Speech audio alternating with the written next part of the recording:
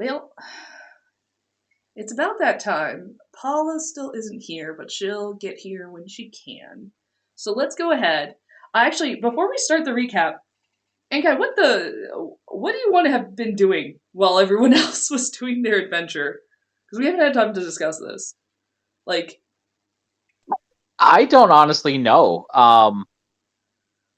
If like playing sorcerer isn't a class I play often. mm, Um, like I'm much more of whenever I do arcane, I usually go wizard. mm, So it's not like I went scroll shopping. mm. Um, so uh, maybe I just like you guys. We got to a new place. I hung out in the bathhouse or something. Well, okay, because you're still in town. You're still in Thebes at this time. You return to do something for your family. We'll keep it bird themed. You had to clean out and organize the rookery and prep for messages to help with somebody in your family who works for the bird postal service. Fantastic. In addition to that, did you show up? We're going in strong. Did you show up to the orgy? Or was that something Ankai would not really want to participate in? I don't know whether she would want to participate in that or not, so I'm going to say vehemently yes. Fantastic. Um, Because you generally don't say no when invited to an orgy. that is true. I mean, you can, pending the situation. But yeah, no, like if you're Sure, like invited, might as well try. yeah, I mean, if anything, it's going to be a good time, even if you're just there as a casual observer. Yeah.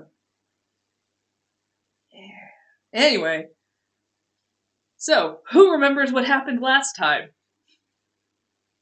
Hey,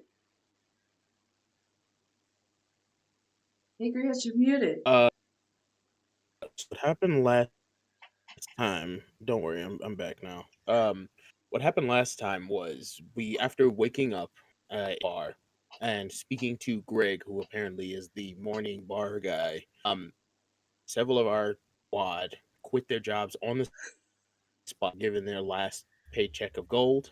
After which we traveled to the temple of Dionysus, where we met an individual outside of the temple who seemed to be very distraught.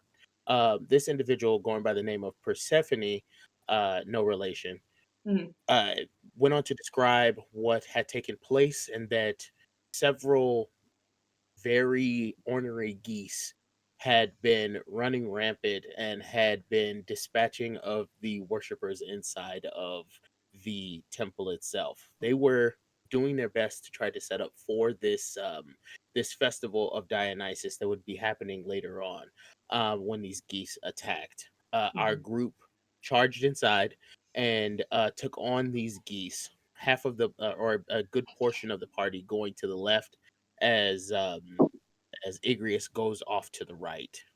During combat, Igreus falls in the midst of the battle, whilst Dynah choked her chicken goose, goose. uh, and a large explosion of power was released from Igreus, specifically because of the phoenix feather or the feather that they were given by the extremely overly ordinary individual from the bar.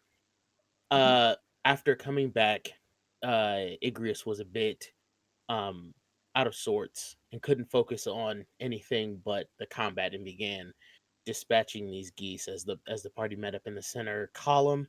They charged um across the pool that sat in the center of this temple. Dinah still choking her goose. Um and finished off the last of the geese.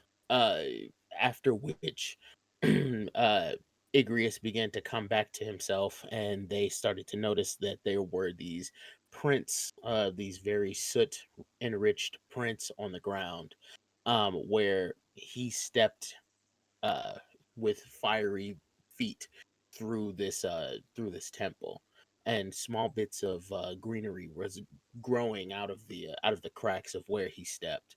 Um, After which they stepped outside and they met with Persephone again, who Persephone allowed them to keep their goose, also giving our druid the cauldron of everything, Mhm. a pressed flower for Igreus, several bottles of wine for Mrs. And something else. Can't remember what it was, but I'll remember at some point. Also inviting them to join them back for the festival. After which everybody did join in the festival. Igreus did a great deal of avoiding people who were on the floor, Mhm. or on the walls or on the pillars, mostly drinking before joining Mrs. Baker. Um, Dynah and the druid, I'm not too actually no, I do know what the druid was doing. They were selling sundials uh with their uh with their jacket, and Dynah was building their weapon, this quackinator that they were trying to use to for future bouts. Igreus climbed a windowsill and sat with Mrs. Baker and had a bit of a conversation about what the future could entail for them. And that is where a story picks up. Yes.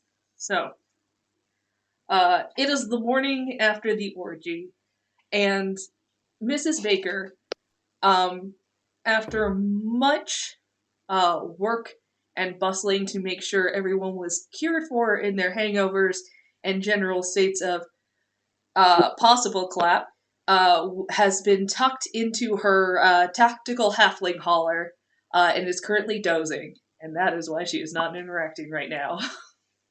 The carry on, carry on. Yeah. She Oh, and that's I good.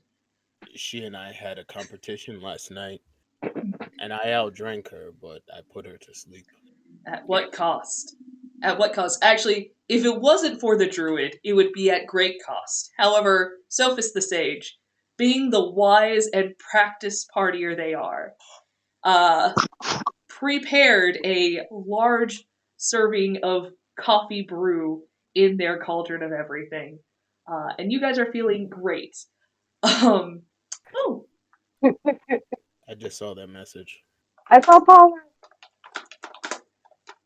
Igrius kind of goes over and he like reaches out and what is this?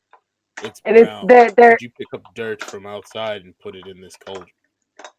and I'm serving them in little like almost like espresso shot type things, but they're in like various little containers that some of you, if you've been around me for a while, may or may not have seen me conduct experiments with plants in them. Okay, I clean them. But they're here and I'm just like, no, take it. I love you. You want it? Yeah, He yeah, that's takes okay. one of I'll the drink it cups with and you. he Look, look, look. La, la, la. and it's It's just empty. very small in his hand. do it. That it is Shots. this small. I would need something much larger. Shot, shot, And he shot, like shot, throws it shot. back and he just kind of like places it back down and he's like, that did not taste like dirt. Mm, it tastes like What is There's scope. this? also like Go ahead. eventually want to like make a mix with like reishi mushrooms and actual like mushrooms that I know of that I've used. Right, totally medicinal, regular. Like, don't be weird. Like reishi and things like that, they're actually really good for you in the morning, help your blood circulation. Just like I want to figure out how to do that kind of thing. So I totally focused my spell chart on that. Sorry, guys. I got some healing stuff too. So if anybody goes down, I kind of got you. I'm a certain amount of distance away. Fantastic. Did you see I Are we still in the highlighted in temple? your spell list, I believe, Spirit Totem. Thank you. This is what Are I'm we here still for. in the temple? Yes, and an assortment of bodies are getting up and shuffling around, and it's in this kind of commotion. For by happenstance or on purpose, you were able to not quite pass each other in the night. You see Ankai, in whatever state of dress she so chooses, come out with a bleary-eyed little friend perched, kind of like nestled in her hair, still eating like cheeses from the previous night's spread. Oh. Where were you yesterday? First time. Fortunately, I had some family things that had to be taken care of. Oh, sweetie, is that coffee? Oh, baby, I it's don't so know much what better coffee here. I is, got you. and he Hold just on, hold like on. I need puts the cup consent. Do you under consent his to neck. take this? Yes, please. Here. You all heard him. Heard her.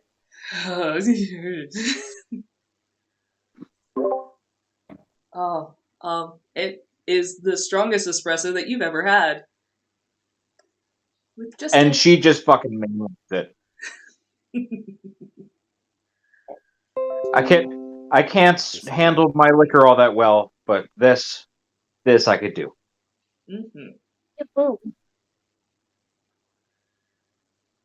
I imagine Dynah emerges from like somewhere deep within the confines of like the temple, just with their assembled new.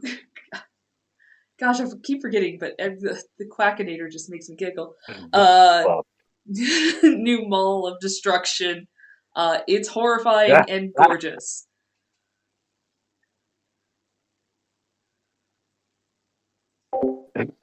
It's got a vial in the handle that's refillable. This thing's venomous. We'll work on the stats later. Oh yeah, that is the one thing I forgot to add to your inventory, Sophos, is the poison. But we'll save the poison for later. The poison for Cusco's. Cusco's poison. It's all fine. Yay. Oh yeah, it's all coming together.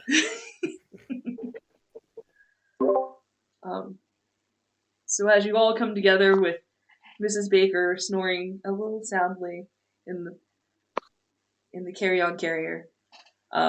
In the Baker Bjorn. In the Baker Oh, Bjorn. A I like Baker Baker. Bjorn. I like Baker It's Bjorn. That's really perfect. cute. Okay. Yeah. Propose that. I was dusting and I was thinking on it. And I was like, Baker Bjorn.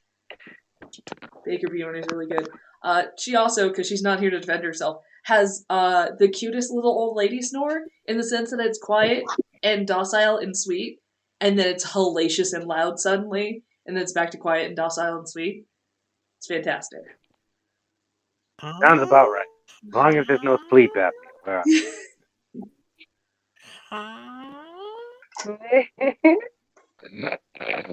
Yeah. And you know, it's in those deep rumbly snores that you pause for a second, you're like, alright, it's fine. She's okay.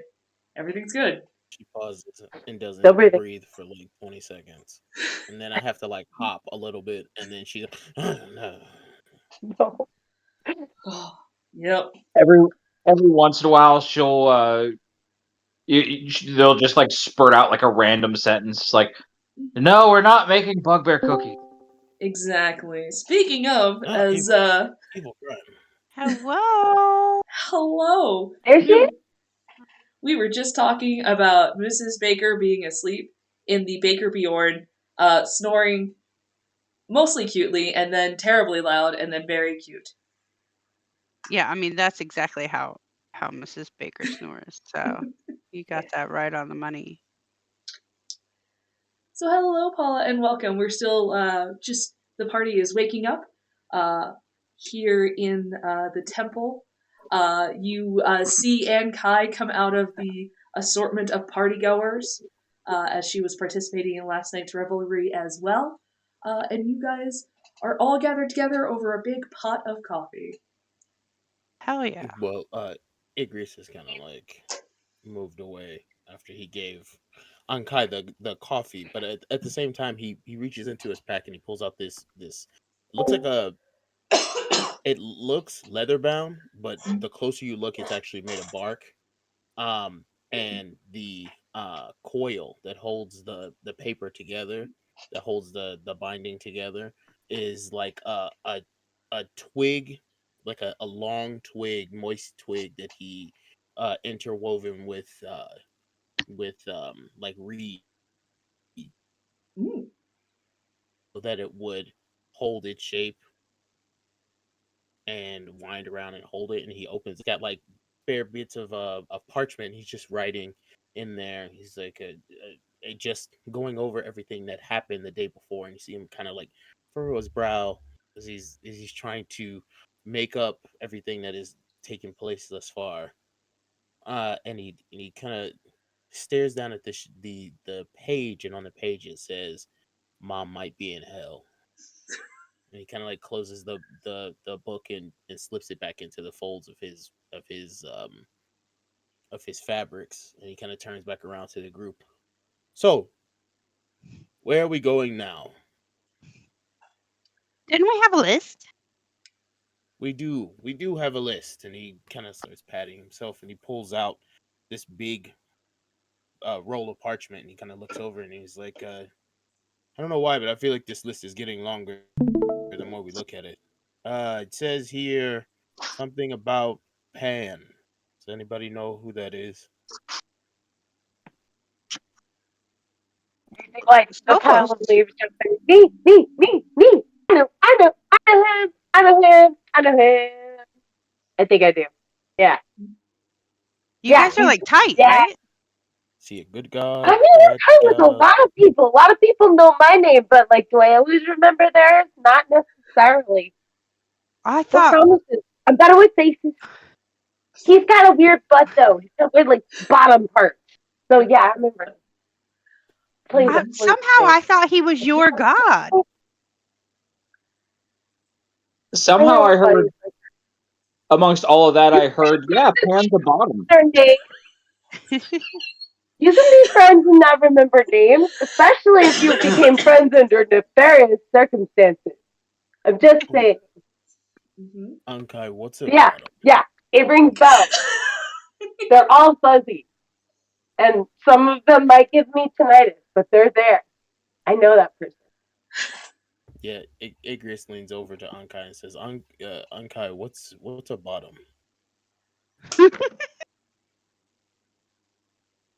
You see, whenever two people love each other very much, one of them. I immediately wake up in the baby Bjorn and cover Igreus' ears. And he's going to continue to nod as if he can still hear Ankai. That makes sense. That makes perfect sense. Thank you for being so informative, my friend. Shall we be off? Oh wait, we're following. For the record, Paula, you're the best. Aw. Mwah. Thanks for being patient with me tonight, guys. Oh, you're totally fine. That said, if you will look at the map, you are currently in. Whoa, that's so big. You're currently in Thebes, on your way to Delphi. Oh God, I don't have anything open. You're fine. Because I'm currently sharing it in the Discord. But if you have time to get Owlbear Rodeo up, fantastic. If not, the map is available to you. We're currently looking at the bulletin board. You guys begin your journey towards the outskirts of the city. Now, between here and Delphi is a lot of nothingness. So, is there anything you wish to get in the city before you leave? Yeah, we definitely need to supply up, guys. We need food and all of that kind of stuff. Does everybody have enough weapons and things like that? Yes. Take a look at the metal goose that's with us. I think we're probably fine. Dynah, I've been meaning to ask you that I want like not double barrel, like double wielding spades, but like knife swords, like multi-purpose tools. I know you know the vision that I am thinking of, but I want two of these things. I want to go batshit with them, if at all possible. Damn, okay. I can do so many things! Gardening, murder, clean up after murder, offerings to the nature. It doesn't get worse. There's no bad points. There's no bad point. I got a parent. New nickname for This time, her is I'll get Lady Bush.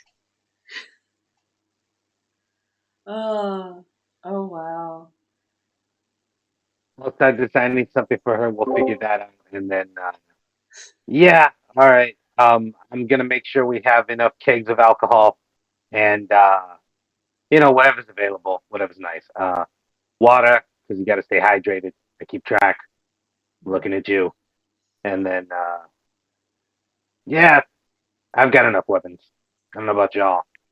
I'll make you something. I'm assuming that we're traveling by foot. How far away is Delphi from here? We're traveling by foot. I'm making you a Bjorn so you can carry me. Here's the thing, guys. The distance between Thebes and Delphi is exactly how long it takes to keep being entertaining.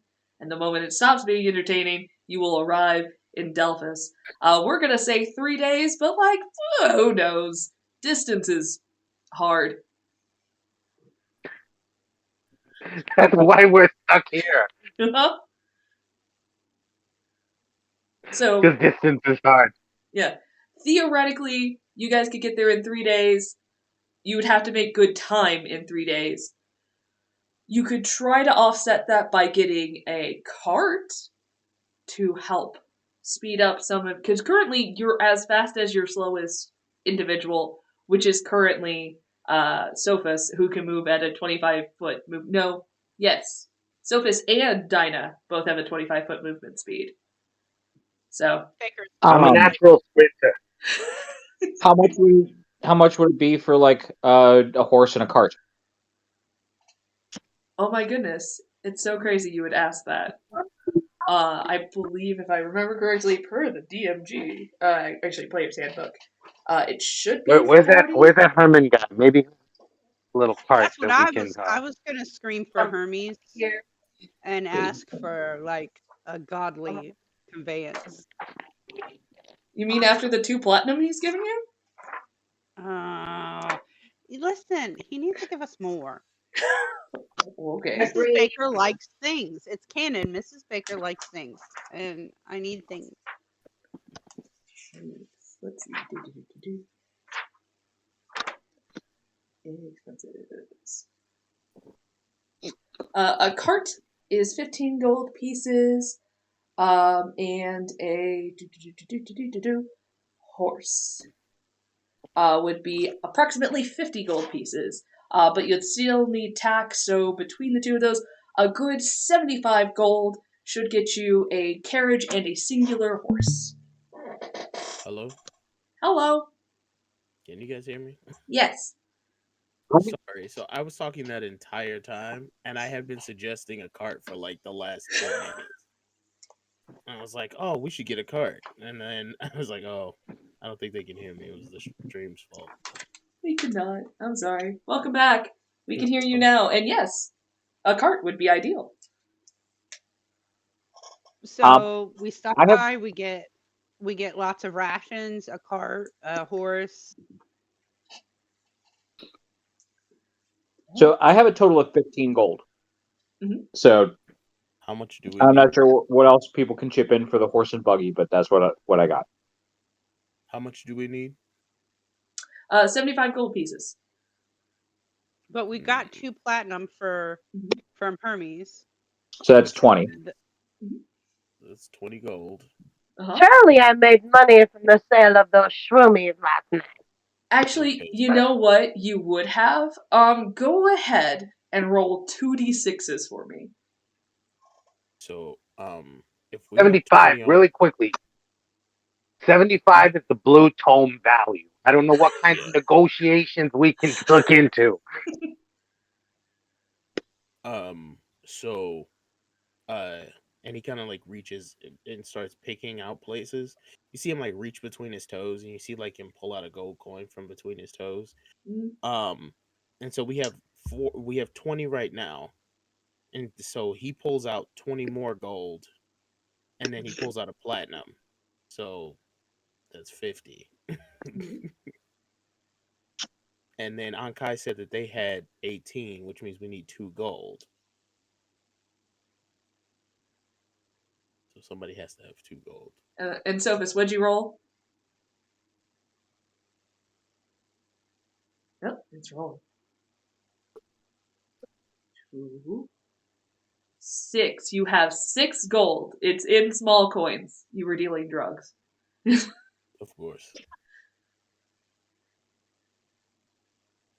I had some golden tips from the other night, and I'm fairly sure that because my background is noble, that somewhere in my pack I had gold somewhere, but I don't remember how much, and I can't find it. Hold on. Also got paid. We got paid. Yes, that would be an additional 2 gold.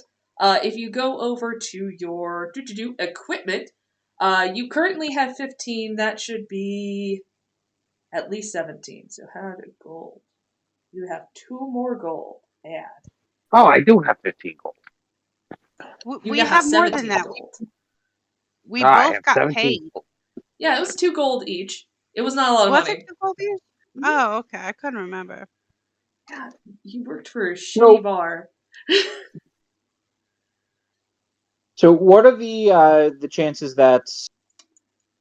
Oh, not the chances, because I know the chances. It's just a dice roll. I could try to negotiate a lower cost for everything, via suggestion.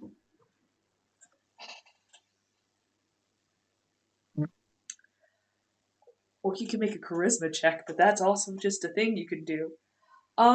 You could also go talk to, there's a proper name, and my sister was too much of a horse girl for me to not remember what the person who sells horses is called.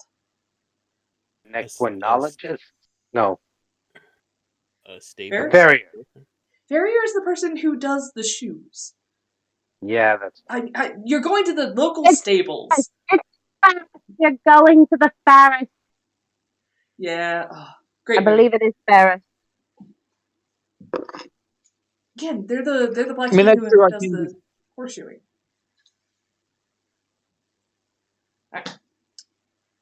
a horse trader. Yes. That's what comes up. Ah, dang it, you're right. That is a great movie, but yeah, you're right. It's not the Ferris.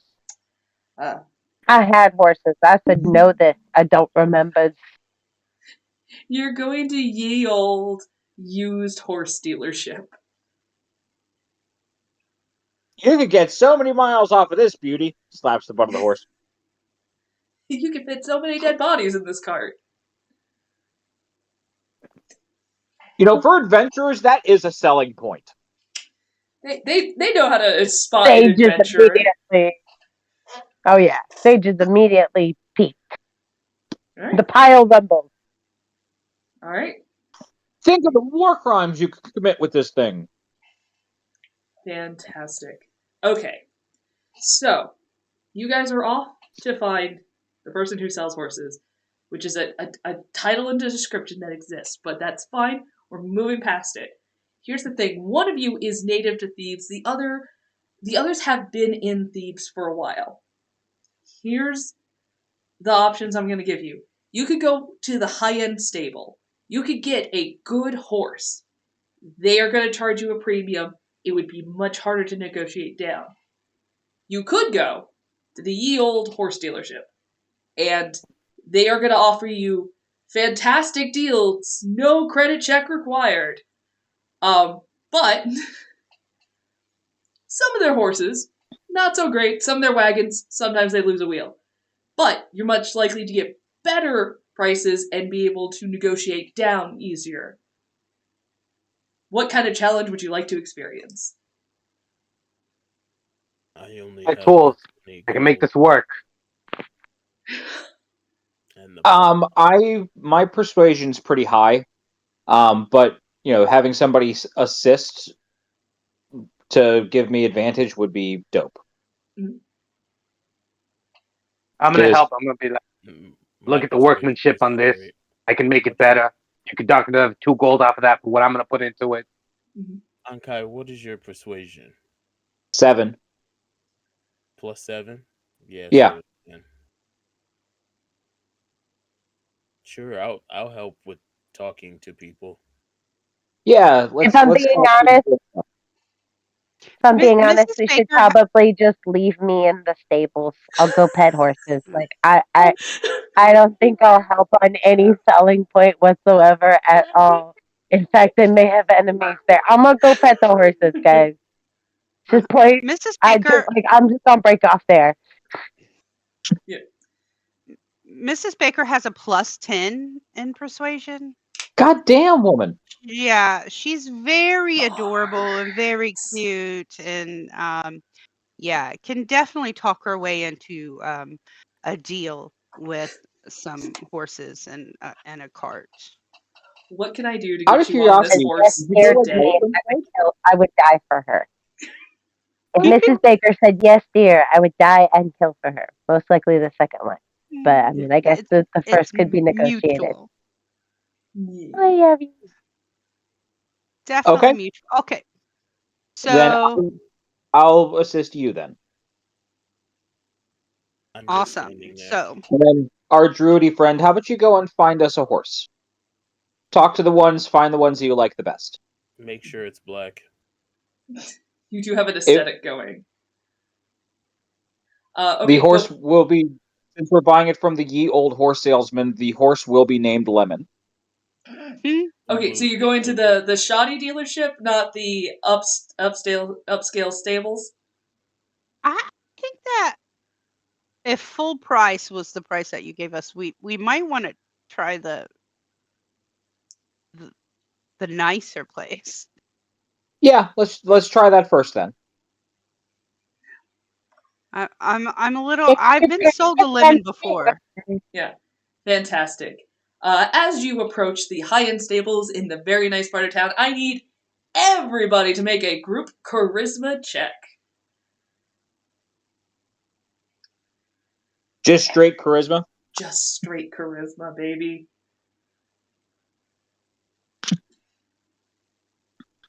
17. Okay.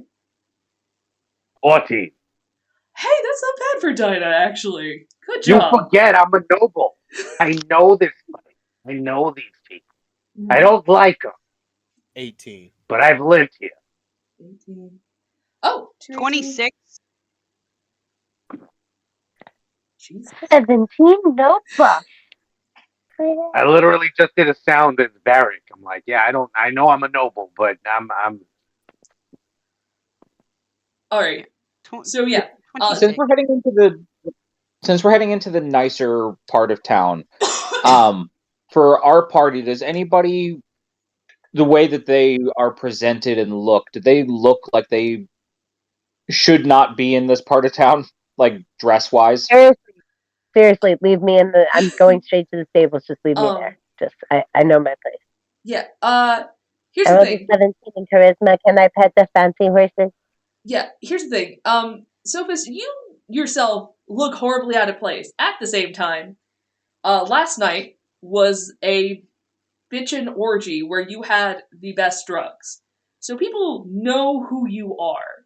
They're not acknowledging they know who you are, but maybe you'll get an occasional like wink, like, oh yeah, hey, but they're just not approaching you. So yes, you could kind of just shuffle your way past and get to the kind of free range area, the corral, I know that word, where the others are heading closer to the office. So I will go ahead.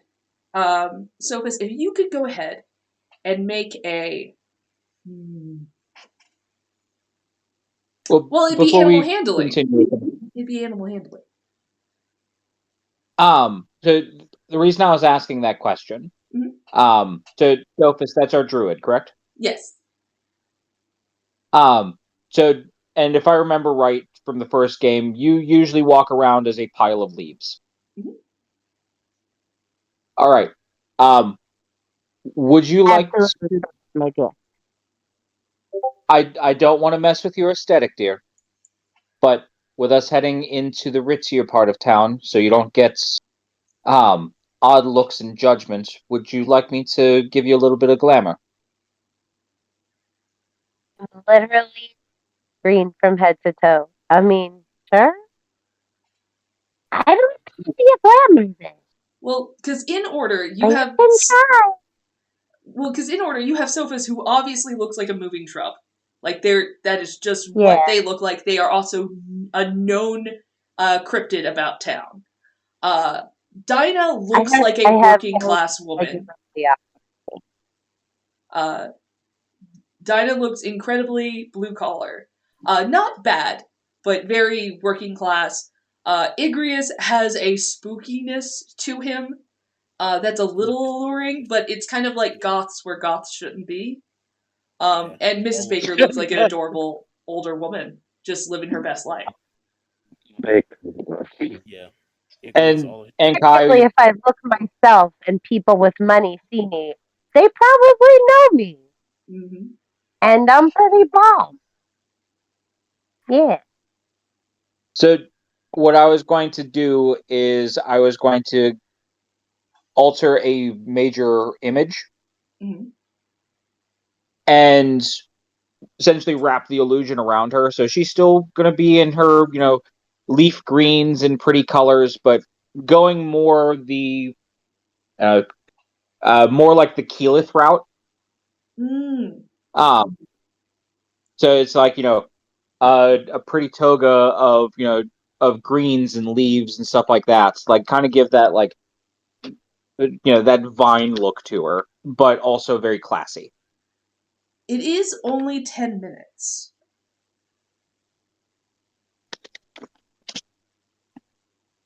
Then let me take a look at my abilities real quick because I'm It doing this for the also fun of it. appears as at a spot. You can see it does not attach to a thing. I mean, I'm willing Well, to play damn it. with spell effects, but I'm just saying, like that one. There are ones that are literally disguise self. Yeah, but disguise self It's only kind of works in bad luck.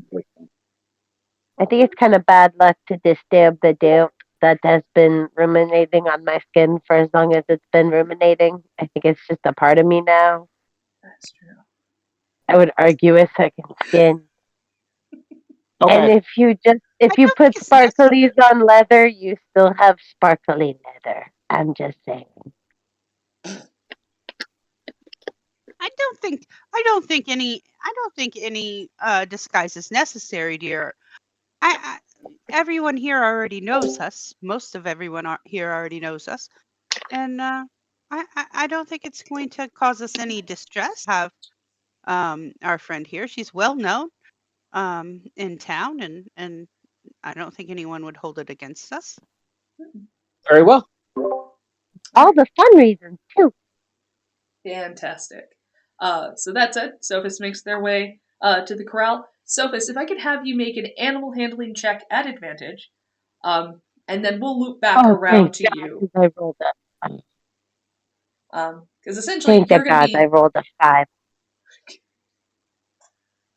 you rolled a 14. Hot dog. Oh, Okay. thank goodness. Fantastic. All right, so we're going to hold on to that for later. But essentially, while everyone else is talking, you have been out sizing up the different horses. All right. I'm gonna get us a good one, guys. Mm-hmm. All right. I'm putting the baby to sleep, so I'm here, but I'm gonna be silent for a little while because he's complaining that I'm talking. So, I'm here. That's perfect. You got your own thing going on. The rest of them, because you just guessed it beforehand, Mrs. Baker. I'm assuming you're taking the lead on the salespersons. Yes, I would definitely just stroll into wherever the salespeople are. I'll definitely have a basket laden with baked goods in my hands and a giant smile on my face, and just radiating like grandmotherly charm, and smile at the youngest salesperson there. I was about to say, would you like to make an insight check of the room to see if you could spot like the weakest in the herd? Yes, 100%.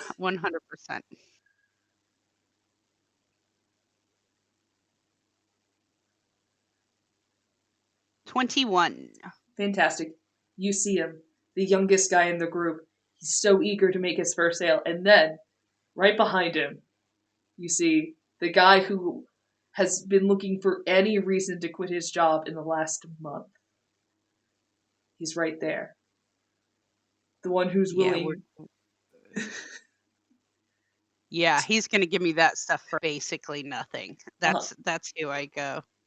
He'd give you the barn for a smile. His soul is crushed and he's ready to walk out. Definitely, I'm gonna.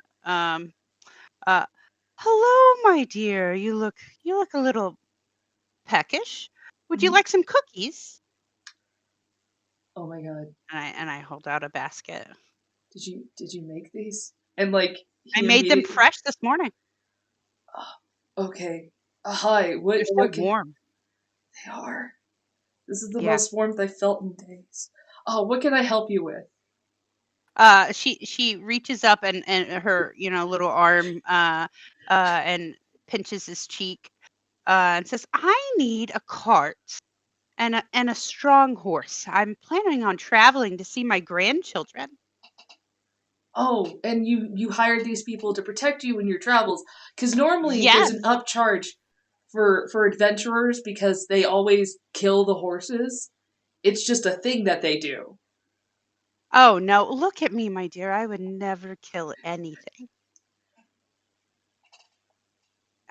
These are my guardians, Mr. Igreus here and Dynah. They're here to help me on the road and make sure no harm can come to me before I reach my great grandchildren. Wow. It's been so long since we've had someone who wasn't a wealthy lord come in.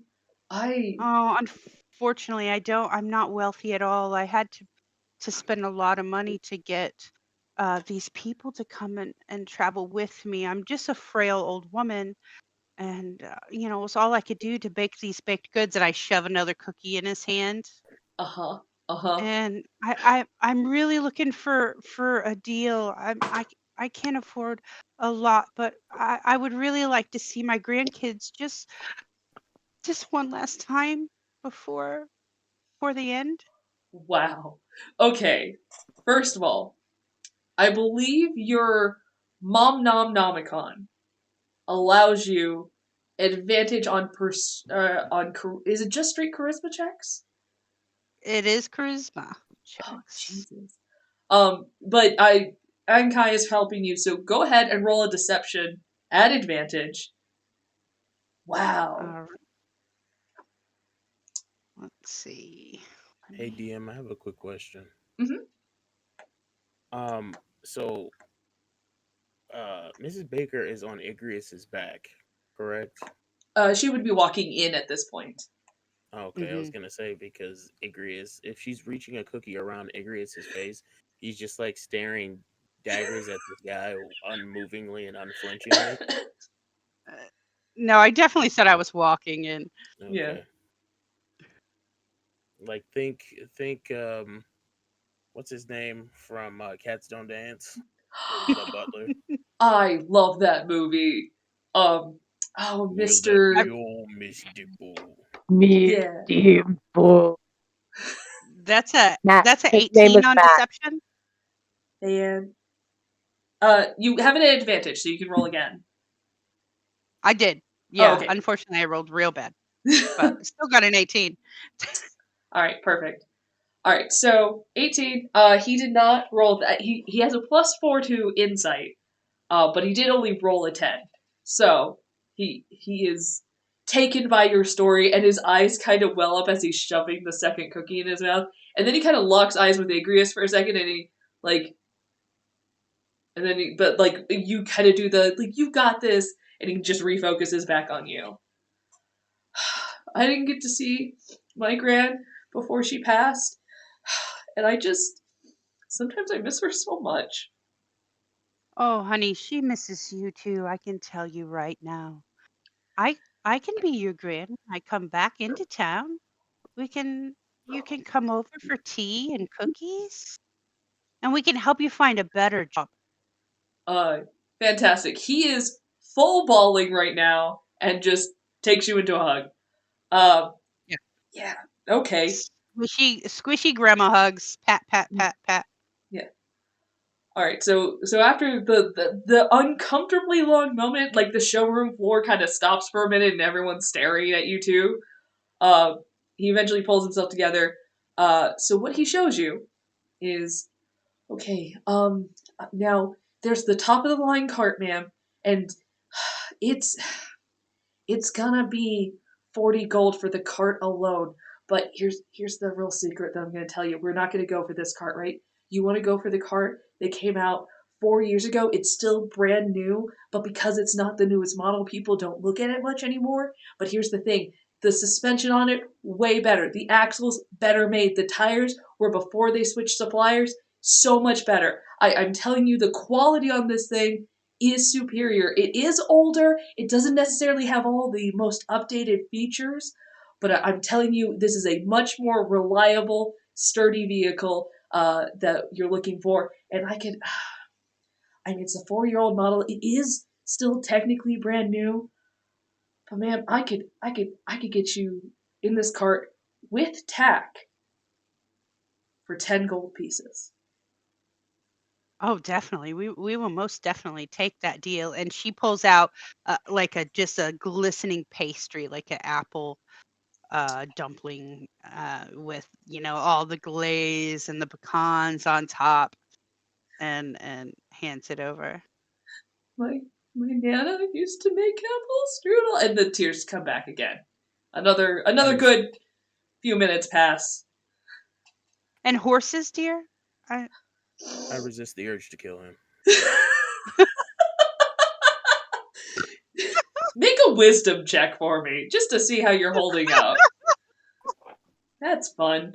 This is furious. So Snot Bubble trying to pull it together, using his tie to like dab his nose. He's like, "Yeah, I can show you. I can show you to the horses." 11. Okay. 7? 11. 11? Oh, fantastic. Oh God. You don't hit him. But make an attack roll, and then roll your unarmed strike damage.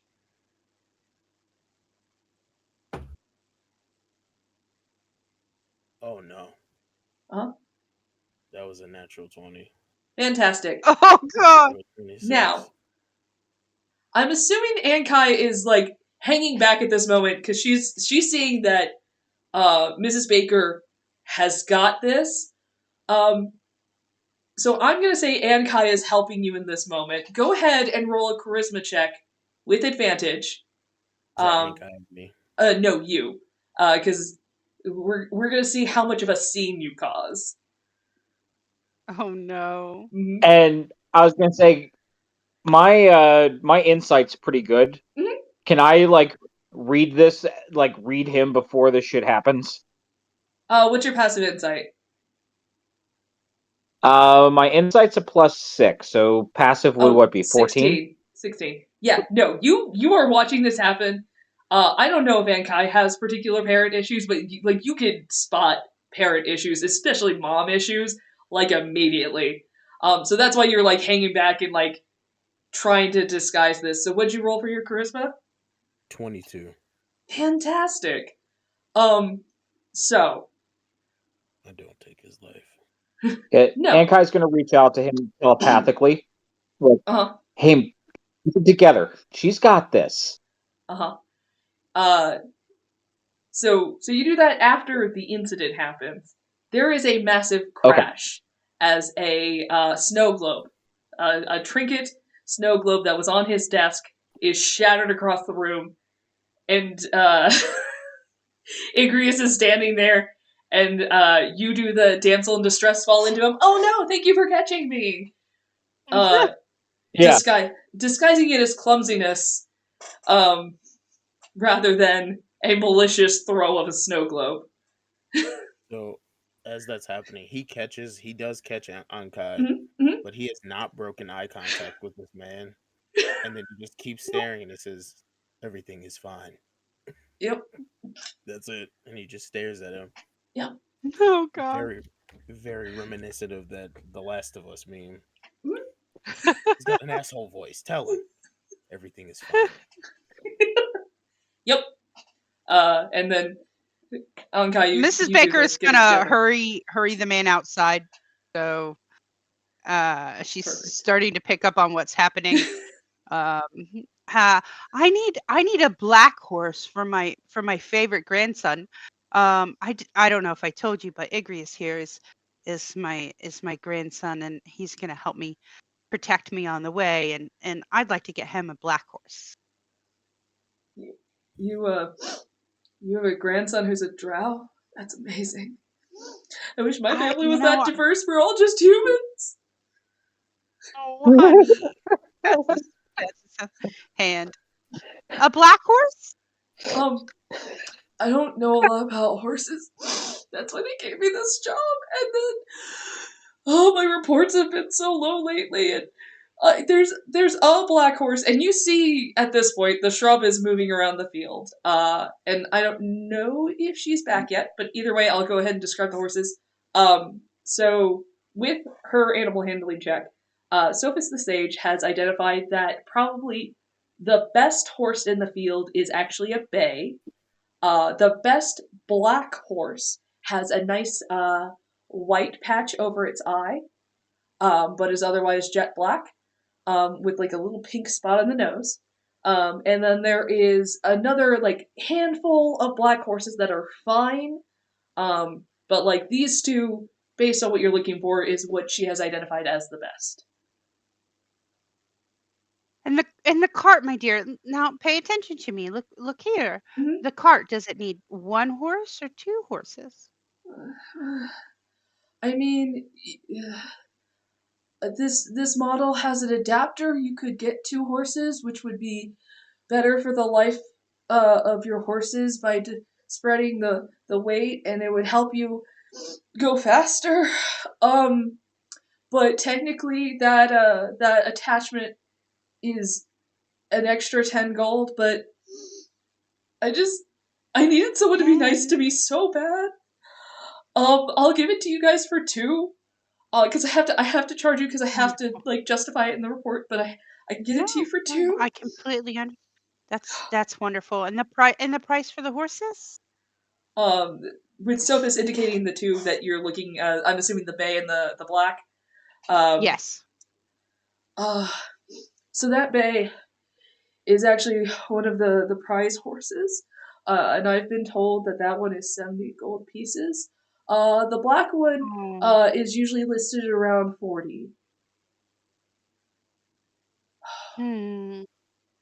Oh. Make one more persuasion check for me at advantage. And I'm looking like real sad. Okay, let's see. Persuasion. Is it alright for me to go outside? 21. 21? Alright, fantastic. He's like, let me... hold on. Okay. And she's opening her purse and just counting out, like, and she's just looking real sad. I guess we don't have to eat for the last leg of the journey. Damn. I'm gonna walk up to the black horse and take it by the face and say, I'm gonna call you social riposte. Oh. It snorts in your face. With the pure cold indifference that horses have. Yo, he grew up in the woods, so he's just like, so we have an understanding. Yeah. He wanders away for a minute, and then you hear the sounds of fire, everyone get out. And somewhere in the backfield there begins to be a smoldering smoke. And he approaches you with the contract that says the 2 horses are going to be 20 gold each, with 12 gold for the tack, cart, and attachment that allows for 2 horses. I hand over the money quickly. I sign the contract.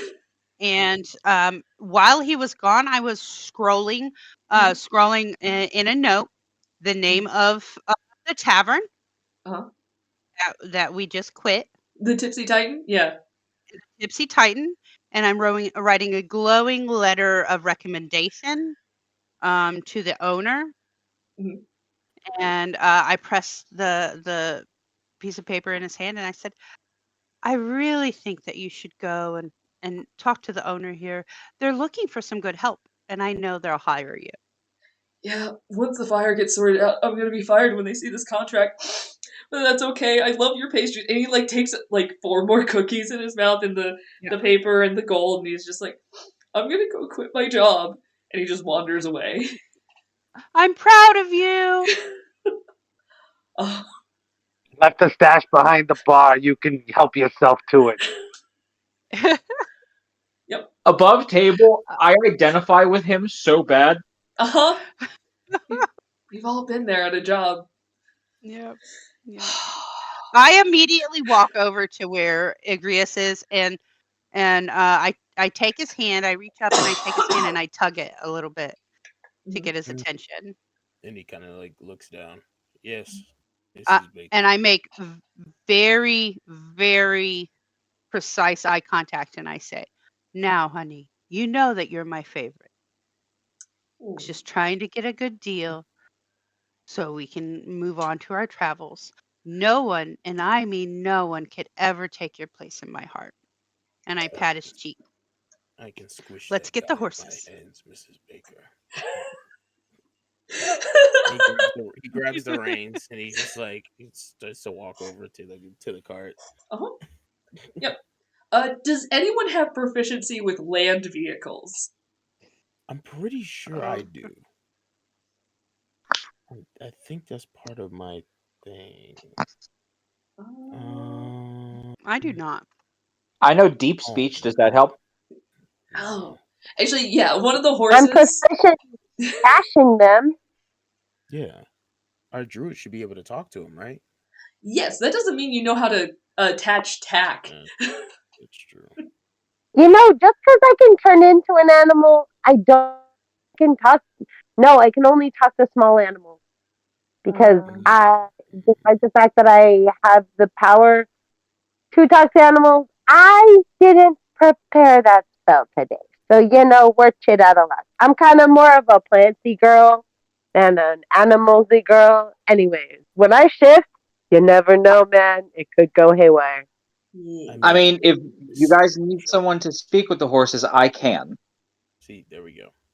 But do you I, understand social Oh, thank repulse? the gods. Have an understanding. He like holds his face against social repulse's face. We have an understanding of each other. Mm-hmm. well, I know a guy in town that could teach us Well, we have a someone. tack. Kai, can you do it?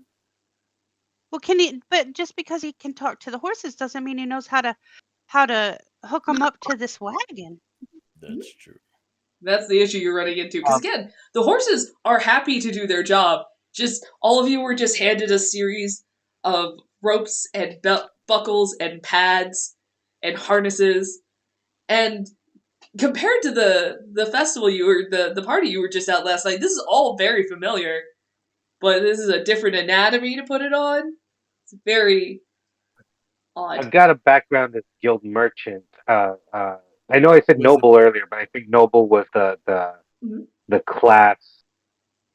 Sorry, not the class. The there's two different things. One is if you're poor and background? noble, and the other one is background. So Yeah. merchant, I mean, like, wouldn't I have experience selling wares and hooking up carts and stuff, being my own roadie, as it were?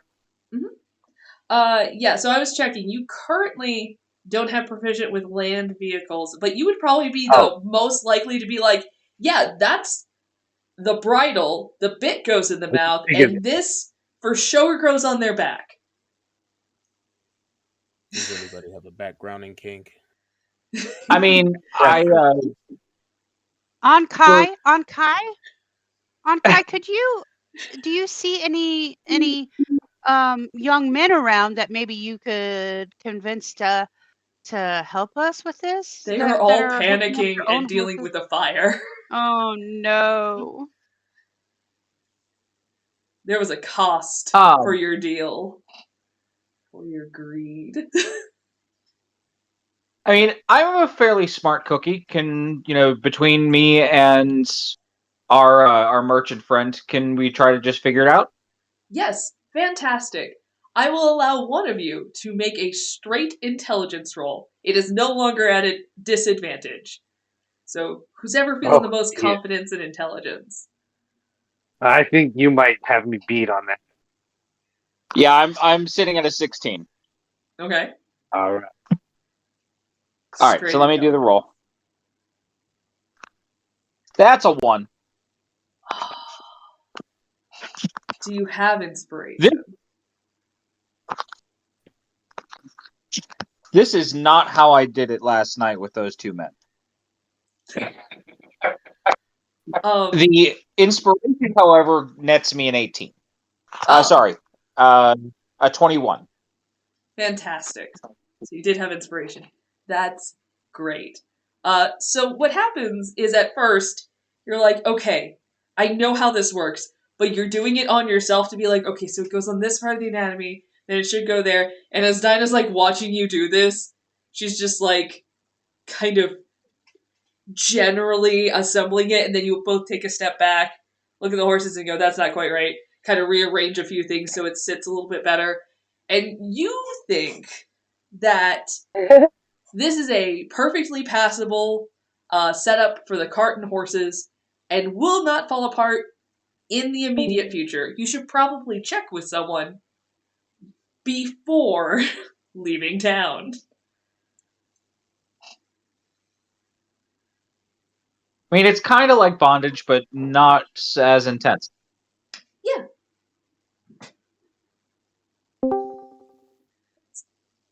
Sorry, I have like a technical difficulty there. I hit the wrong button.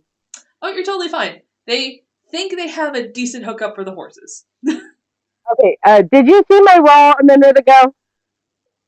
No. Hold on. I just rolled. So Sage has been kind of like in the background watching everything, and I rolled an animal handling, if I may, a little bit like just in case. So I got an 18 on that, and Sage has been around. Sage has been everywhere. She's kind of like a jack of all the trades. Mm-hmm. So she's seen a little bit of everything, and girl knows her not. So I feel like she's gonna come in and be like, "All right, guys, hold up, I think someone, please." I think with animal handling, more specifically, you're the one who sits there and goes, "Wait, no, that's going to put pressure on their bladder. They won't like it if you leave it there. You need to adjust where this is sitting." So I'm you're here for kind of pointing and going, "I see where you're going for with that strap, but that's not where it should be. It needs to be a little bit different." But yeah, you have a passable cart assembly. You're unsure if you could probably repeat this process, but for now, the cart is attached to the horses. someone choose someone at the next stop, please. Alright. Fantastic. So you guys have carts or a cart and horses. What you doing next? Getting on the carts and horses, and I'm assuming I'm gonna try to get everybody on there, and let's get going. Let's. The fire's getting closer. Come on. And we did say that we stopped and we got all of the rations that we might need. Like, can I spend like 5 gold on rations? Is that too much or? Rations. Average cost. I think it's like 10 for gold or something. Yeah. Yeah, I think it's like 5 silver per day.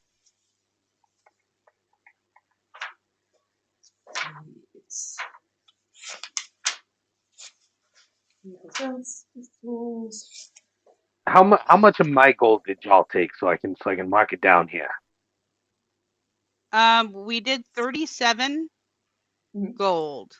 So we had 20 in the group kitty. So that left 17 for us to split between us. Mm-hmm. Rations. 5 silver per day. I mean, I would split that 17. I'll give 8 gold for that.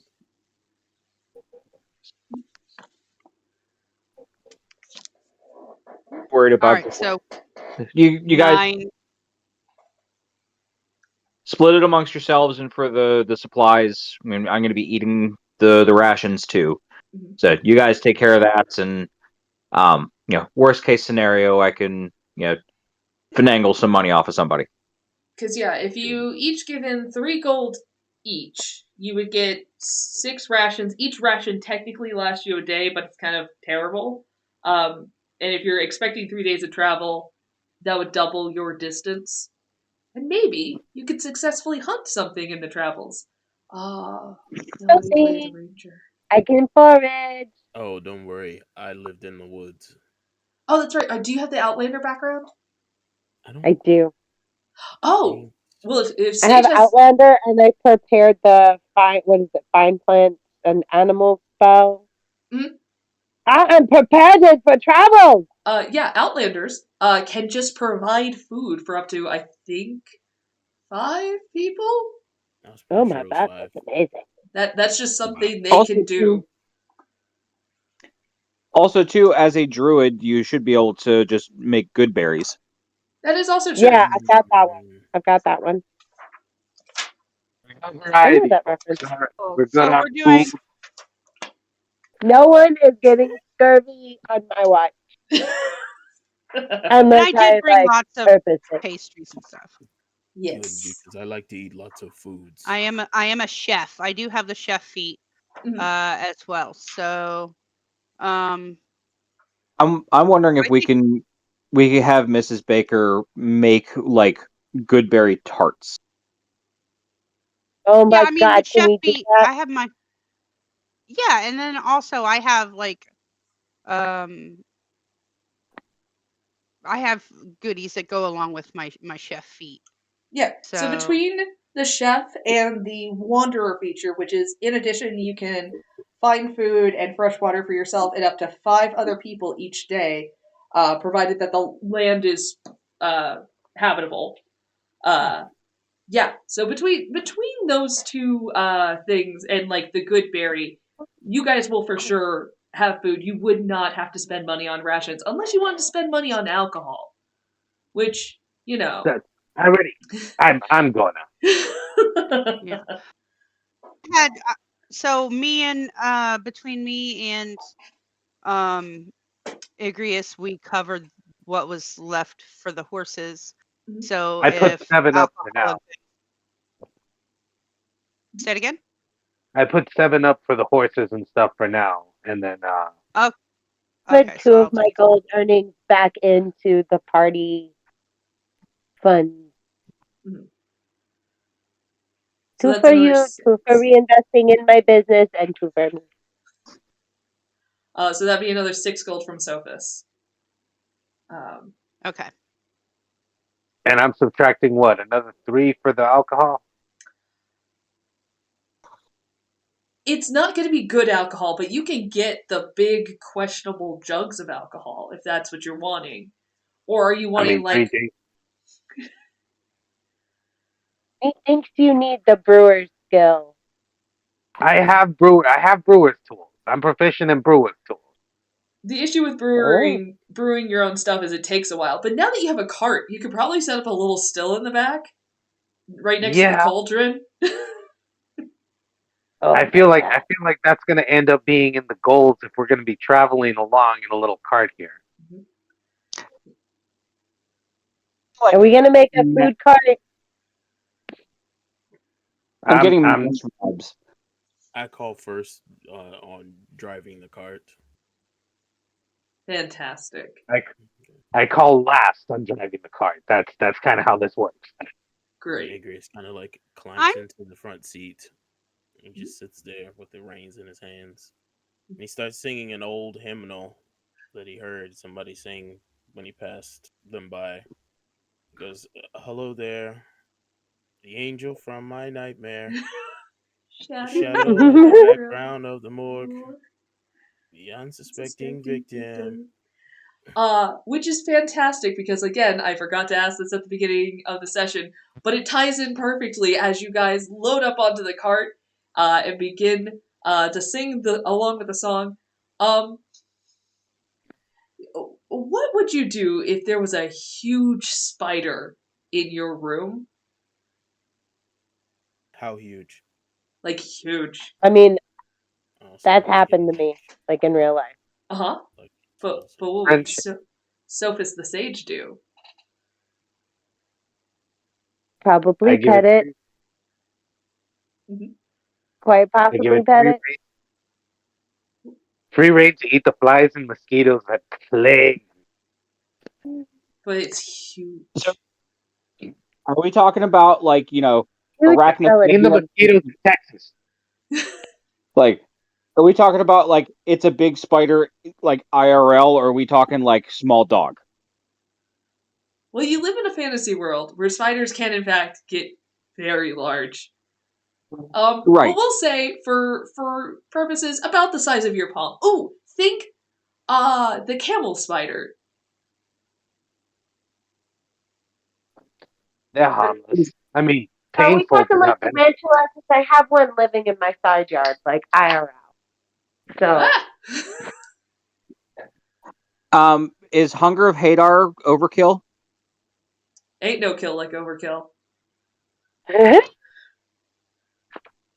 We don't have the Goliath birdies, but we do have the orange knees and the brown ones. The brown butts with the black legs. They're Mhm. big. They do get big. Actually, that's a good point. Is it big enough where we think it could eat a bird, seeing that we are birderers? Yes.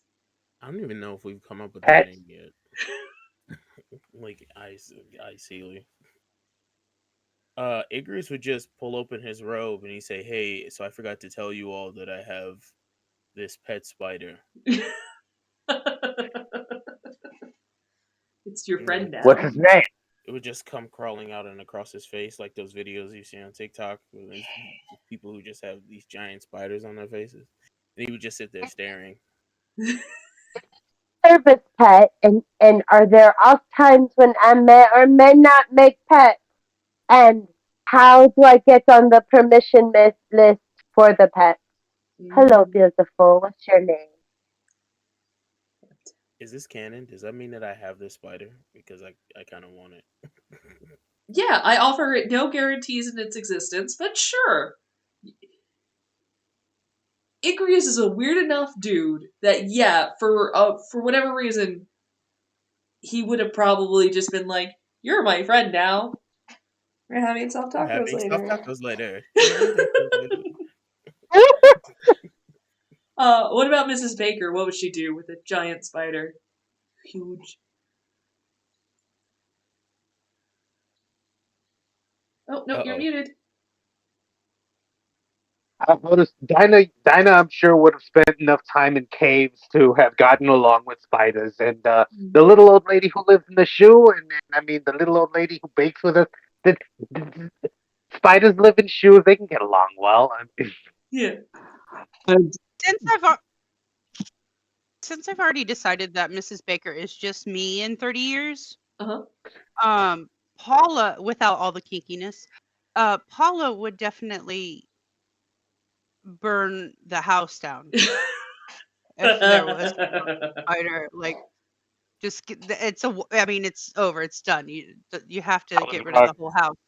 Uh-huh. Yeah. So Yeah, Mrs. Baker would burn the house down. yeah, I'm on that same side of I didn't ask how big the room is. I cast Fireball. I just think of all the videos from Australia where they're like trying to kill the spider and then it explodes into a bunch of smaller spiders. That being said, doing a quick Google search, a cute spider that is native to Greece is the black velvet spider, and they are cute. That does sound lovely. I like spiders as long as they are elsewhere. That's fine. But yeah, no. But yes. Okay, so as Being the Yes. explosive So spider my thing That's out of the magic adorable. spider. my patron is Anansi, so oh, I there's love I gonna would Nancy. like a be black velvet spider. spiders coming up on my thing. I've seen the whole spider getting squished and more spiders running out. Scariest Mhm. thing in my life. That's why I never kill spiders. I let them live. I'm like, you know what? I'd rather see you. Okay. You're big enough to see cool. Yes. We have a whole colony of orb weavers right outside this wall. They eat the mosquitoes. I love them. The other day, I named one Luke Flycatcher. I'm gonna let my younger ones name the other ones because my little one has. Oh my god! I'll be back. Hold on. Wait a second. Keep going. So I have a pet. No, spider don't do around that my to Miss person Baker. Miss Baker. named Lady Paula. Ebony. Trigger warning. Trigger warning. I This will toy's trigger her. with me. They're just all around the bedroom. He like fixated on them this holiday. He's 4 and was like, look at these cute, like Dia de los Muertos things. Like pick your decorations. And he's like, I want the tarantulas. Okay. So fair warning. I'm gonna go ahead and give a 3, 2, 1. I'm gonna give the 3, 2, 1. She's not hiding. Okay. As long as she's hiding and she can hear me. 3, 2. Anybody else? 2. Anyone on Twitch? 3, 2, 1. That's not how spider anatomy works. That's the first one. Uh-huh. No, it's not how spider. But he wanted. He wanted it. Here's the next one. They're all the way on the bottom because it was the first things on top. It was the first things that went to the bottom of the toy bin. These ones look like the one in our side yard, though. These ones scare me more than anything because they look real. Ooh. And I'm like, So walk oh look, into the it's room. my buddy. 3, 2, 1. It's the right size and everything. Like that's real. So there's Igreus' pet. My hands for schedule. Scale. My hands for scale. Make them larger. Look at that. Please. And they even have if you wanna swarm 3, 2. Oh. I've got more than one. I've got multiples. Aww. Look at all It's them cute. scooters. We're gonna have such a menagerie when he gets older because I can't say no. I can, and I do regularly, but when animals are involved, I struggle. Yep. Don't worry, Mrs. Baker. Ralph won't bother you. I will say, Ralph is definitely a fair weather friend. That there's going to be times where Ralph's just like, I don't want to do that. That seems bad. All right. So we good with spiders on this side. If she don't, I mean, we can move around. We can move on. But I'm going to keep these pictures up for me. Fantastic. All right. Can it be canon that while we're traveling, Mrs. Baker is in the back of the cart playing a card game with Bubbles, the unseen servant? Yes, I like that a lot. I'm into that. That said, Igreus. Am I joining? Go ahead. If you're okay. Okay. Igreus, are you proficient with animal handling? I don't see any proficiencies for animal handling. However, as I've stated before, social repulse and I have an understanding. Yeah, you certainly think you do. Go ahead and make an animal handling check. Let's see here. Oh, that's pretty decent. Oh, so that's a dirty 20. All right. Dirty. All right. You ride the cart out of town.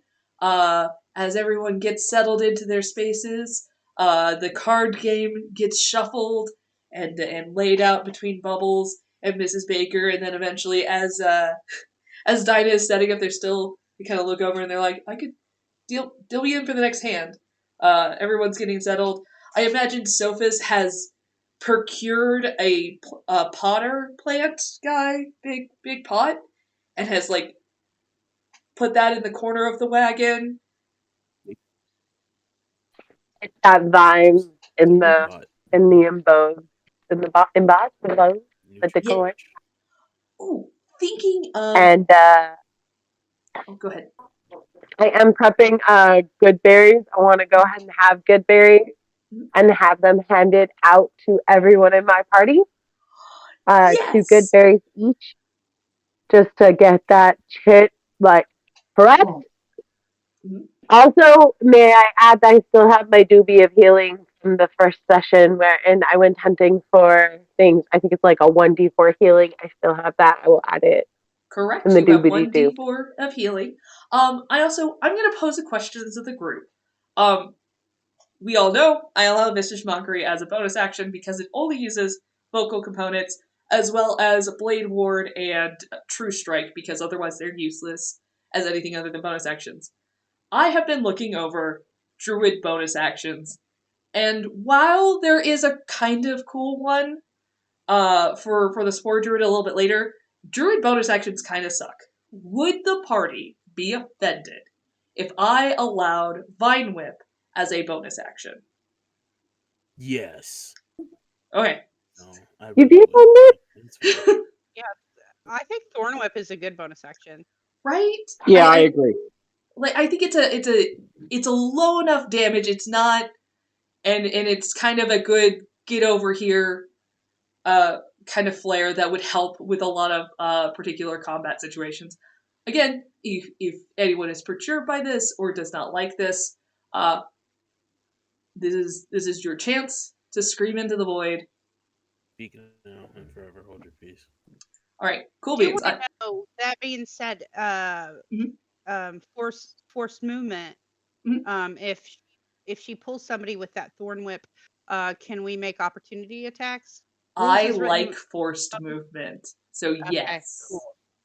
Awesome. Okay, so quick We So question. set up a lot of- dragging like the baddies just through like the god. We'll call it the god. We should like make up like moves and like everyone position in a line and like whip out and just drag them through and everyone like beats the shit out of them. Oh my god, Yes. I like this. I, We don't I, have to do this, but I like this idea. I like the concept of building a character purely around bopping enemies around like shuffleboards. So yes, I'm into the force movement hitting.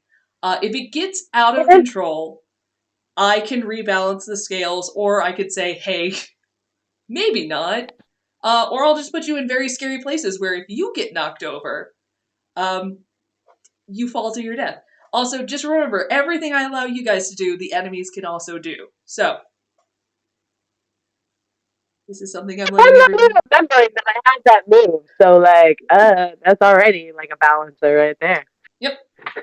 But if everyone's comfortable with it, I was just looking at like the Druid bonus actions. I was like, these all kind of suck. All right. Nice, but it'll be fun. So Igreus is kind of like sitting there, and since everybody's in the cart, they can't really. I don't know. Is this a cart with an awning? Is it like a normal cart where there's no top, or is this like a?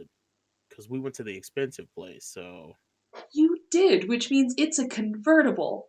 It does take a hot minute to set it up. You have to set the pillars in place and then fluff out the canvas to cover, and it has like a little bit of overhang, but not a fully enclosed effect.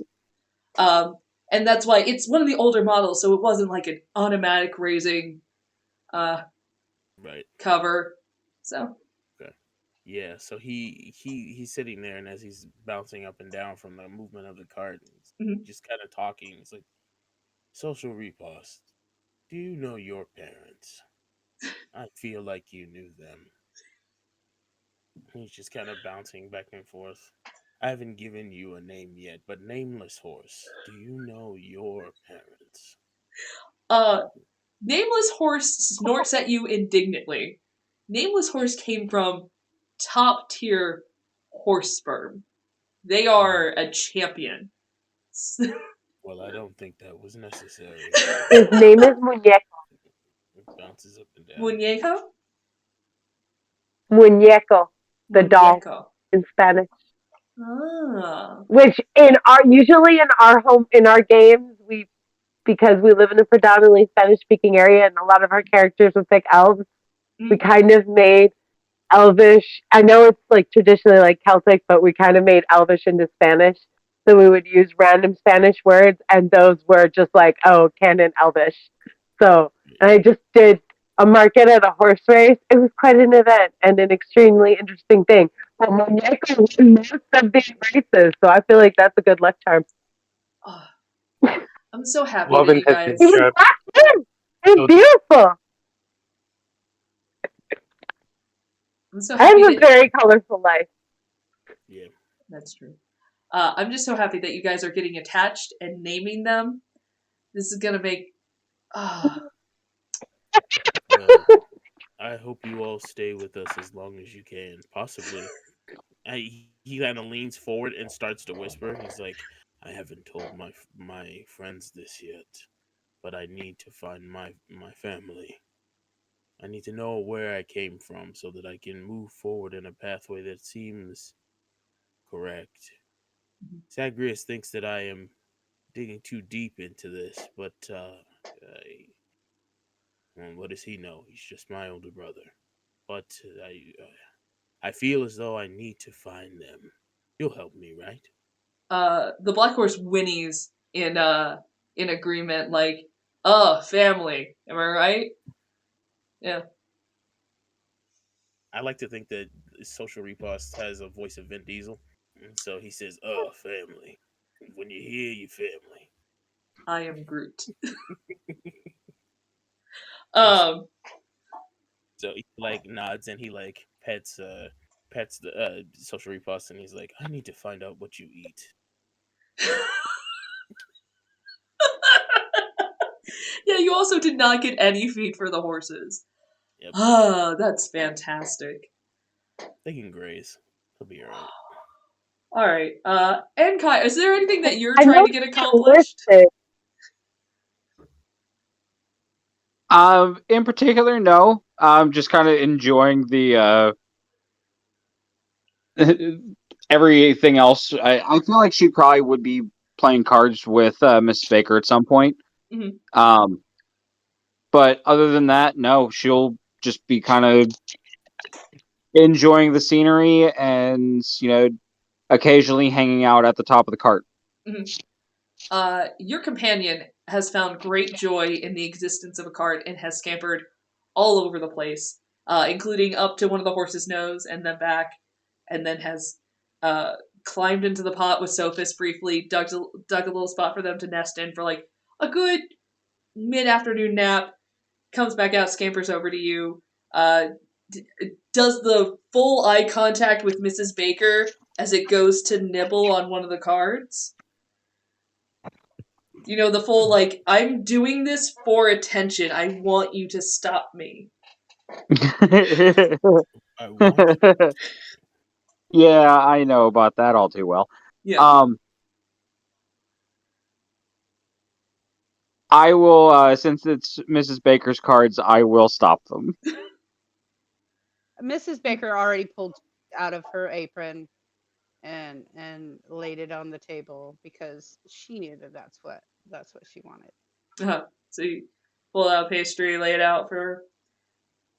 She happily just starts, like, as she's kind of, like, pulled away from the card and sees the pastry, she, like, scampers over to it and just nibbles at it, and again continues with the direct eye contact, like, yeah, you get it. You get what I'm doing.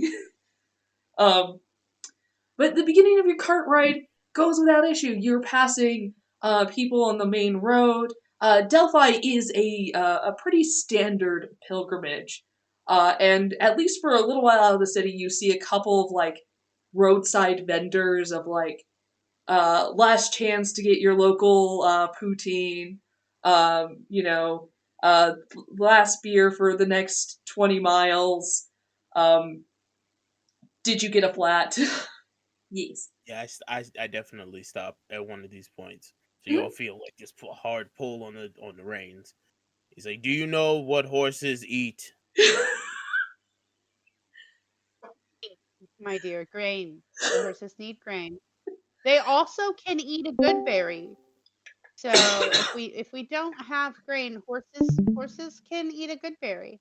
That is And correct. we have other Good. food. We have other food for the people, just not other food for the horses. So I just get off and I They immediately can eat feed good one to berry. They social. can eat.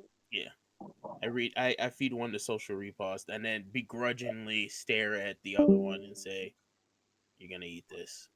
They Give can the eat other good one berry. They can eat horsemeat. There's so many different herbs and things that they can eat that are safe, and What's a most of them snack for grow horses? everywhere. He asked the person there on the side of the road, "What's a snack for a horse?" Carrots, apples, general vegetables are a good choice. Do you have any of those? I have beer. I'll take some of that. Can horses drink beer? Oh. I mean, they shouldn't. I mean, we shouldn't, technically. Oh, that's a good point. It is poison. I think technically, yes. Maybe. Is there ye old Google to our The old Google. Someone has to have carrots around here. What did they ask tomatoes about? or something. I'm looking for foods for the horse so they don't die. After a very awkward exchange, it's kind of clarified that the horses can mostly graze. You can offset their food with a good berry, or you could what's it called? You could buy grain for them, or pick apples and the like. Apples. Okay. Thank you, kind stranger. What is your name, sir? Or ma'am? Or non-binary individual? The gentleman, human male, says, "My name is Theodore." Theodore. Okay, so I'm gonna roll a d4. And I'm gonna see if I toss him the correct coin. Okay. I rolled a 4, so I'm throwing him the platinum. Okay. I think it's a silver. I'm talking directly to him in his face. Like, here you go. And he just flicks off the. Fantastic. Keep the change, you filthy animal. Yeah. And a happy new year?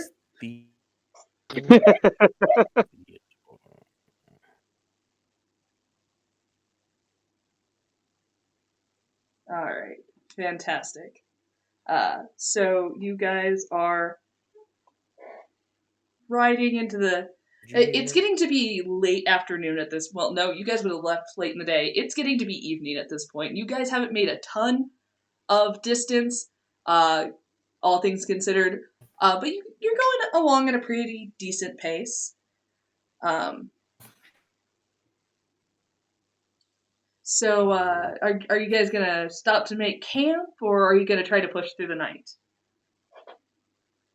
Is it so? What time is it? It's January, February timeframe. It's getting dark, so like 5. Okay, so it's getting dark. Uh-huh. I'm going to pull over somewhere. Is there a place to pull it like an outcropping or a grove? Make a survival check for me. Jeez. Ooh, what's that? Yo, tonight has just been the night for these. Mm-hmm. So that was definitely a natural 20 for that. Fantastic. Expend them all now. Yeah, it sucks. I'm like, why is this happening? So 22. 22. Awesome. Alright, so you find what looks to be a fantastic place to rest for the night. Nice open outcropping, no standing water, lots of decent coverage from elements, and just behind the tree line so you can at least get the cart from like direct line of sight. Okay. Yeah, I definitely quickly tie it off to one of the trees. Mm-hmm. And I try to make sure that the horses can graze. And I leap down and I say, I need to find firewood for a fire. Fantastic. So you just leave the horses and just jump down and. Oh no, I tie them off to the nearest tree. Oh, To okay. the trunk of the nearest tree. Do you leave them attached to the cart? No. I try to remove them. Mhm. Dad, how do I do this? Go ahead. Wait, do you say, Dad, how do I do this? No, I said, Dynah, how do I Dynah, do this? okay. I was going to say, yeah, roll for divine intervention, see how that goes. Yeah, so what I'll allow you to do, because taking things off is way easier than putting them on, as we've all experienced. So what I'll allow you to do is the chance to possibly remember how to reverse engineer this. Go ahead and make a straight intelligence roll for me. Oh, that's pretty good. I'll be able to do that. Hello, handsome child. Okay, so 16. 16. Okay. You feel confident that tomorrow morning you could put this back on. That looks like that'll work. Mm-hmm. It sits there and nods at it. It's like, that's not going anywhere. It's the dad comments. Tablet. It's not going anywhere. Fantastic. Alright, so you guys start making your camp for the evening. How many of you have made camp before? Ankai for sure has not. And if I may jump in, Mrs. Baker's been trying to say something, and I'm so sorry. Yeah, I was about to say that. I was like, Mrs. Baker has been trying to talk for like the last couple of minutes. I'm so sorry. Go ahead, Mrs. Baker.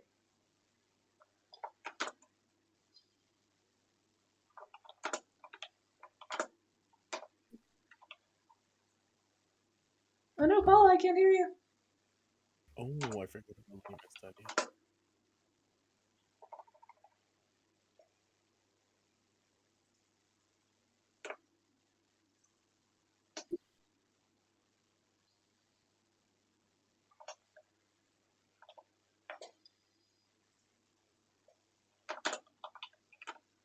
You good, Paula? I sure that you're muted on mine. Or yes. maybe you muted her because like I could hear her just fine. Yeah, Okay. I can hear it too. Oh, okay. I can hear you now. Sorry. It's okay. I'm so sorry. I wanted to do Tiny Hut, but I need to read this spell because it's been a while since I cast spells. Oh, yes, that can be done as a ritual, which would take 10 minutes. Now, once you cast it, Mrs. Baker cannot leave the hut. But everybody else can go in and out, correct? Correct. Everyone that you deem The an people ally. that I choose. Yeah. Mhm. Okay.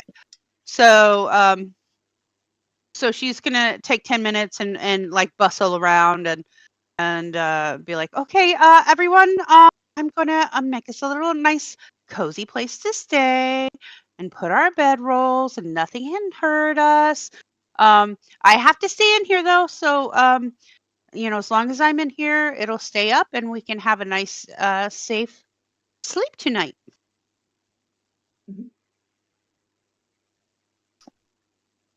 Igreus comes back with like arms full of twigs and branches and things. I've got wood for the fire. I don't have any rocks for it though.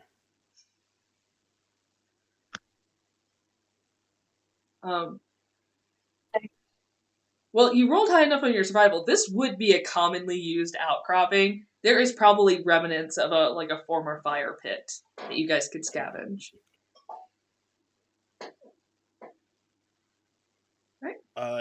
Dynah, do you have those bottles of alcohol? We have the cheap beer. Well, you can definitely pour yourself some out from there.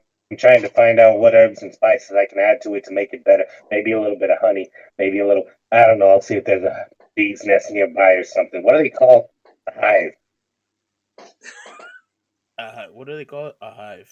And Igreus is like, and he goes over and he picks up the bottle and he starts draining, like I would say, like a third of it in his mouth.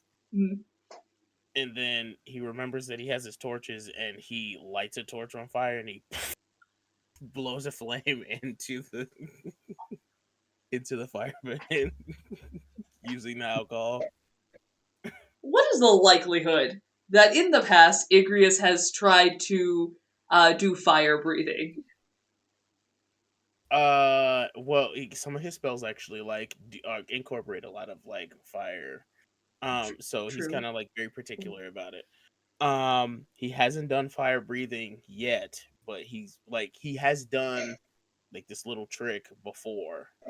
It's to get people to stay away from any camps that he makes. So that Okay. I can definitely say that.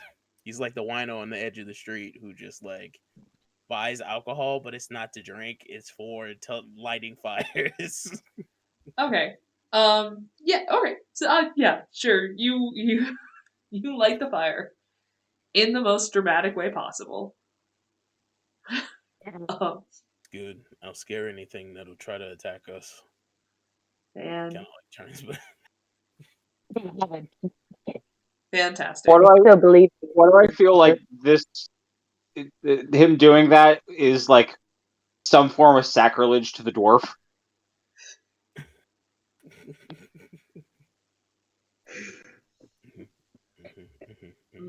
Yeah.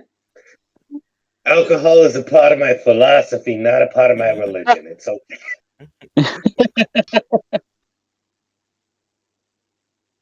While all this is happening, Sage is being completely impractical with the necessities to stay alive, and she's foraging.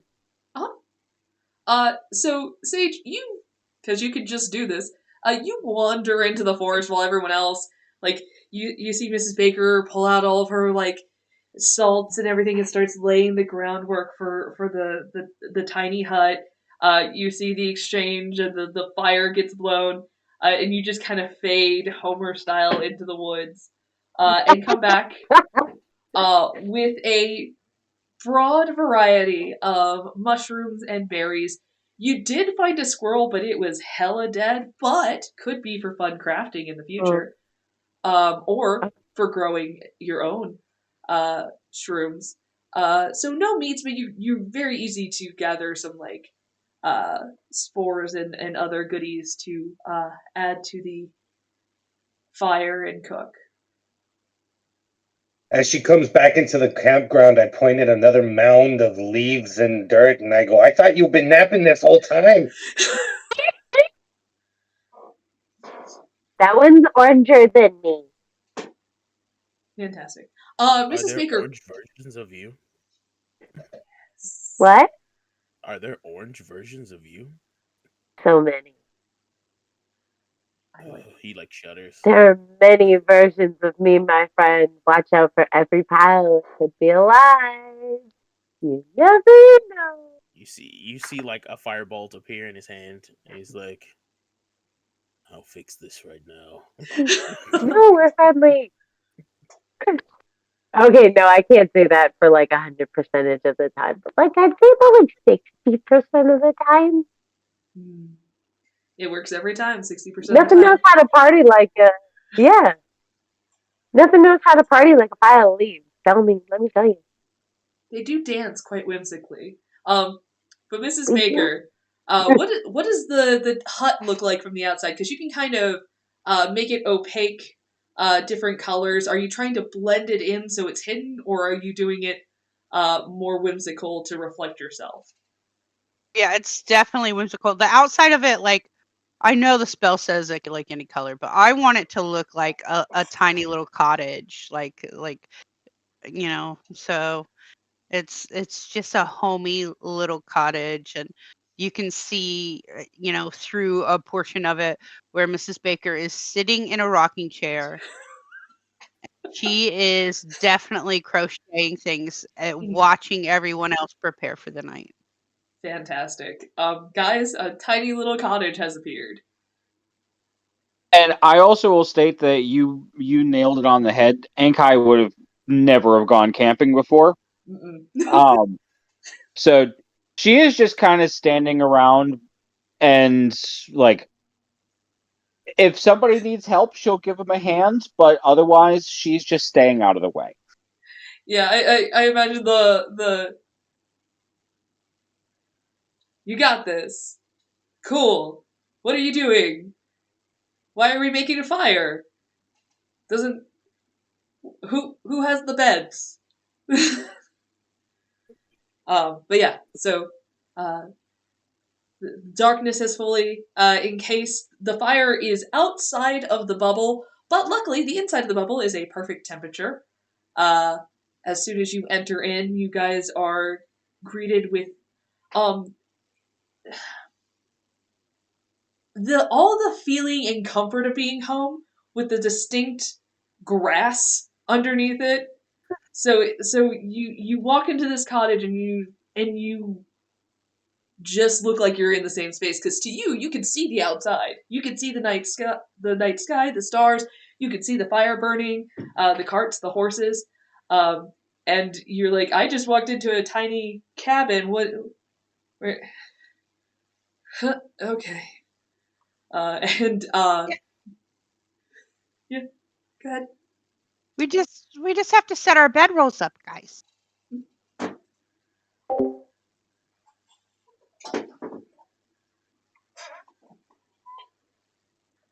All right. Sage calls to Igreus. Hey, giant friend. Can you get my pot for me? Not the green kind. That one. The ceramic one. It's See? still green. Is it? I thought it was more of like a... I don't know colors very well. What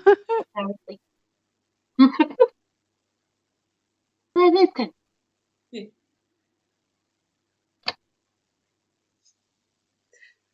So does anybody help Sage drag All right, her, so I her imagine nesting we're all pot? like Yeah, I pick it If up. you guys want the most bomb coffee, I need my pot. So I pick it up and I place Where it go my shoonies? as far away from the hut as possible without leaving the clearing. Igreus. She needs Mm. that. Oh, Bring it okay. inside. So he like picks it up and he turns around and he like puts it back inside of the thing. But he sits outside. I don't know, Ankai, are you sitting outside of the hut?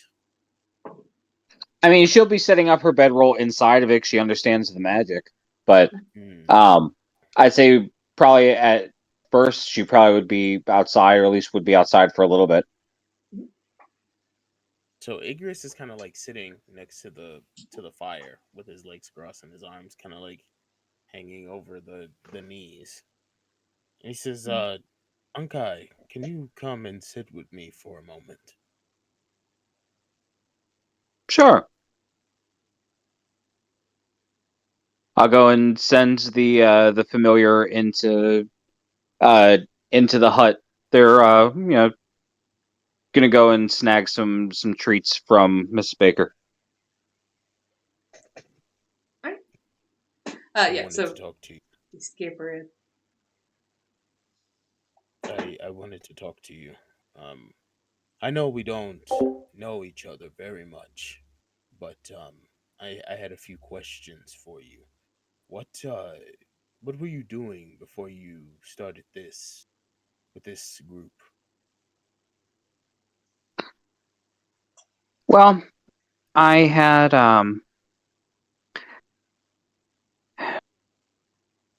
my family and I have some disagreements at times, but mostly I stuck around to help them with things. I inherited the abilities that my grandmother had, and she was always kind of the oddball in the family, and I seem to have gained that trait as well. Kind of like leans over and he says, "Abilities? What abilities do you mean?" I think I've seen some of what you can do, but I don't come across very many who can do what we can do. So she will respond next telepathically. Yes. This is something that comes naturally to me. I can speak in thoughts as easily as I can vocally.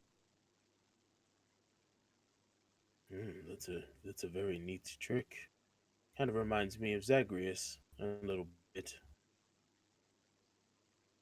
So, what do you plan to get from all of this? I know each of us has something different we're trying to perform or convey, but I'm not sure exactly what you are getting out of this. Not quite sure I know either. I'm just kind of here for the ride at the moment. Hmm. Hey, Igreus, I can barely hear you. I don't know if it's because my headphones died or if it's my phone, but I can barely hear anything you're saying. Is that better? Much. That is better. Yeah, it's my interface. And he kind of like continues to stare down and just listen to the crackle of the flame and the fire, and he says, "So you have a fine relationship with your family?" I have a relationship with my family, yes. Fine is not the best definition. Um, we get along just well enough, but get along in the same sense of, they they understand that I'm useful to them. Hmm. So I guess they take your gifts for granted. Yes. What maybe not for granted, but they definitely make use of them. Hmm. There's been more than one occasion where I've had to persuade somebody to, do one thing or another for them. I find that I don't necessarily need, particular violence to sway one person or another. Something as simple as honeyed words work. Other times, it needs a little bit more of a push. Aggression. I can Not understand aggression. that. I could get what I need from folks pretty well without having to lead to violence. Hmm. People tend Does to it, do what I ask, especially those that are a little bit more weak-willed. hmm. Does it bother you that they utilize your skills this way? It does, but despite the looks that I have, the fine dress and the nice silks, didn't really grow up with much, and Hmm. my family doesn't live lavishly. I've helped them gain golds in one way or the other at times, but I've put my foot down over the years to prevent them from swindling somebody that didn't deserve it. Hmm. So I think I understand a little bit more. And he turns and he looks at Ankai and he says, "So this is your way of doing something for yourself." Yes, Hmm. this journey is definitely more for me. Hmm. Want to see what's more outside of Thebes. I like my town. I grew up there. But much like I'm sure any other hometown, it has its appeal, but if you stay around too long, you never leave. That is very true. And he kind of pushes himself off of the ground and he stands straight up and he turns towards the hut. But before he enters, he kind of looks back over his shoulder and he says, "I want to see what you do with these gifts, how you utilize them for yourself. I'm glad you're here." And he turns and he just walks into the hut.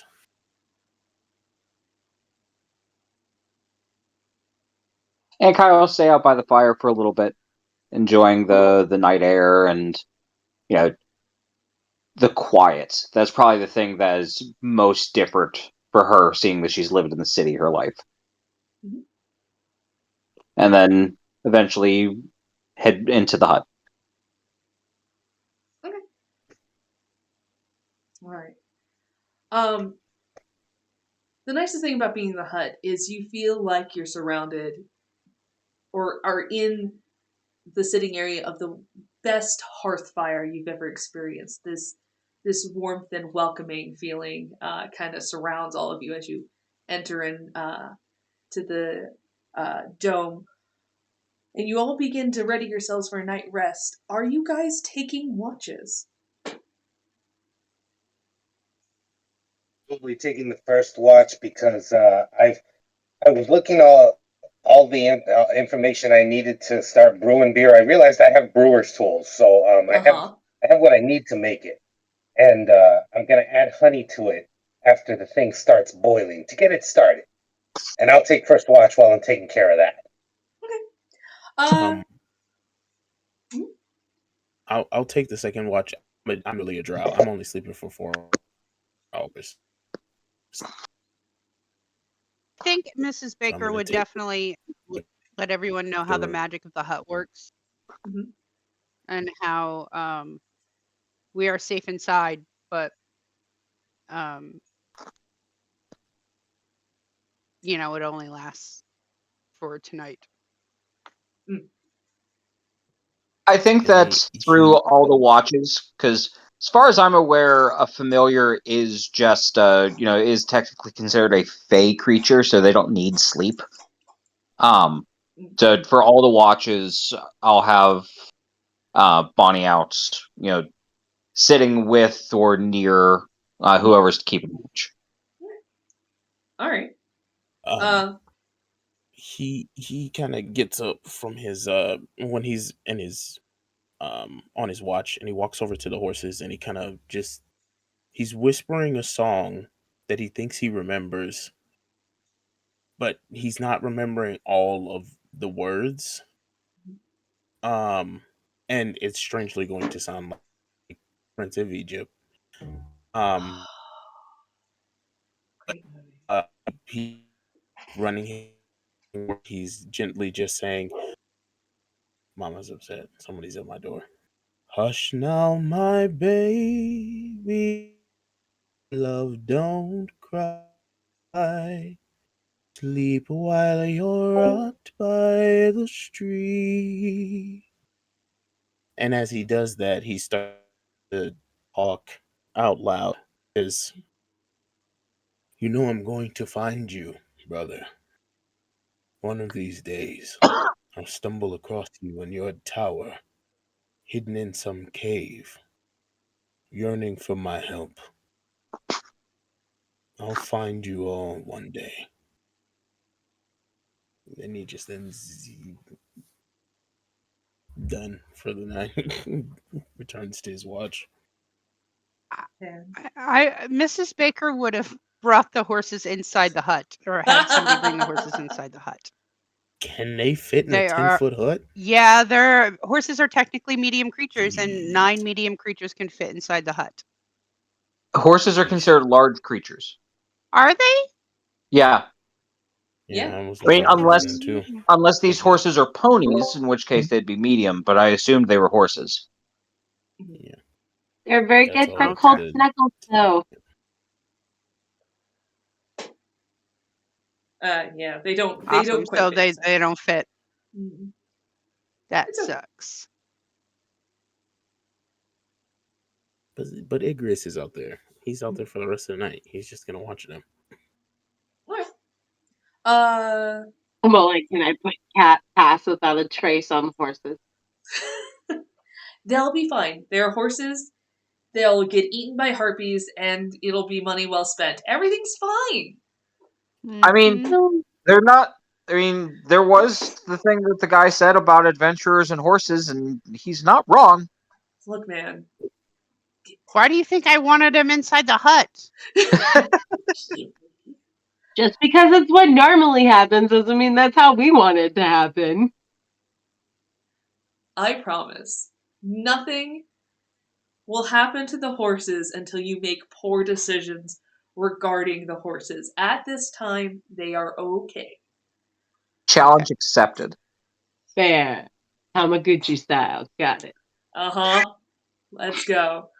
Alright, so if I could have the watches go ahead and roll your perception checks. We'll still need a third watch, because you still need like a full 4 hours to trance. So who wants to be the third watch? And a question. Technically, the familiar would be doing the help action, so would they get the perceptions with advantage?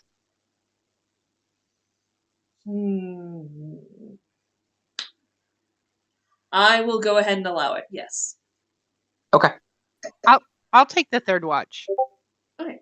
Mrs. Baker can't sleep through the night anyway.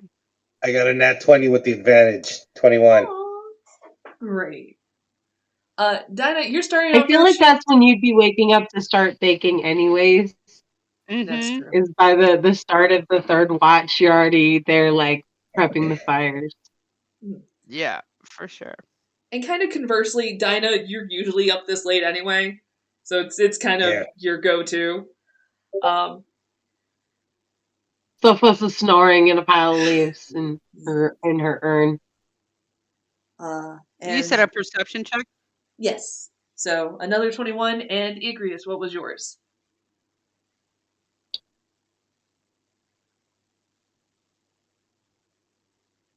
Can't hear you.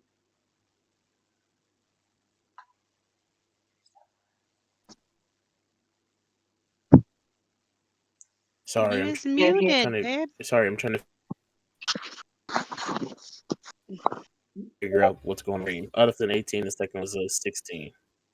Can you hear me? Yep, we can hear you. So 18 Hello? total? Oh, good. Yep. Alright, awesome. Yep.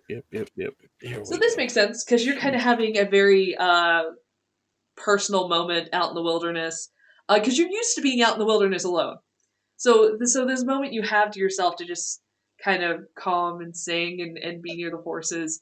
You are as perceptive as ever. Nothing bad could possibly happen.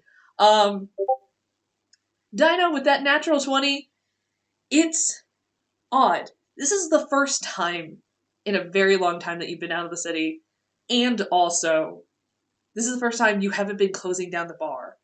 It is the quietest, while also being the most noisy that it has been in your life. Because there's something about sleeping outside that is just super loud.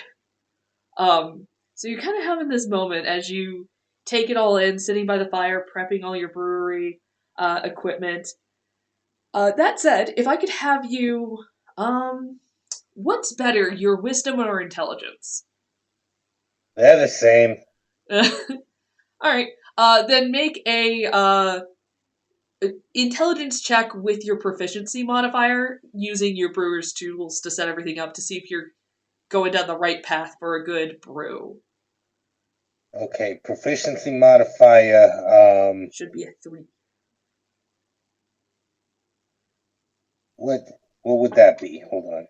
Should be a 3. 3. Okay, so I'll just roll the intelligence plus 3. Yep. Oh dear, that's gonna be a 3 plus 3, 6. You are making something. The honey's an antiseptic. You'll be fine. It's going great. Yeah. It's gonna taste like what I bought. I think that part of the thing, since my familiar stayed up, is like you go to reach for the honey and find that the bottle was tipped over and the rat's just licking at it. Yep. Shit. So yeah, that's how I that's didn't going. sanitize my equipment first. It's fine. It'll all work itself out. You won't know for a couple days. Couple of but- weeks, I think. Yeah. Well, something will explode within a couple of days if it was done bad enough.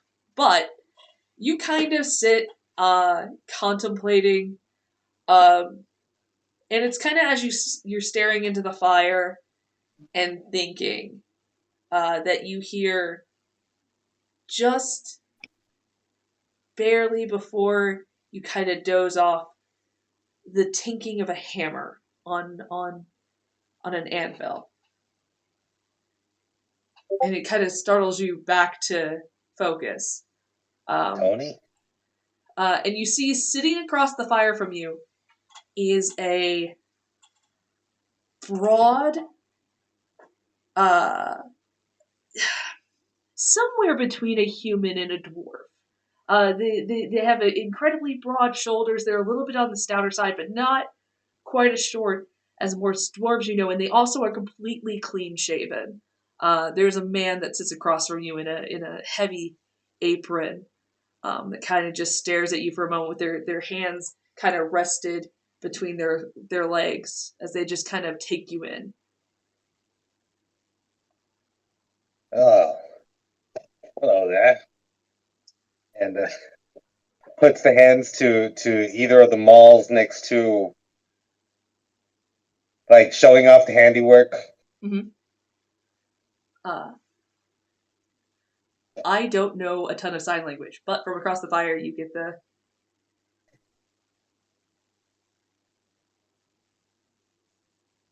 Across the way?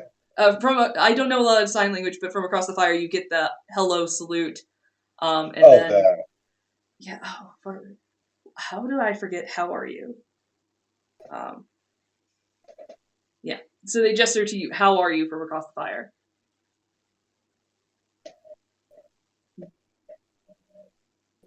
When asked like how they are, they kind of just and kind of they let out this heavy sigh. And there's a sadness to their look and like a resignation, an acceptance of like this is happening.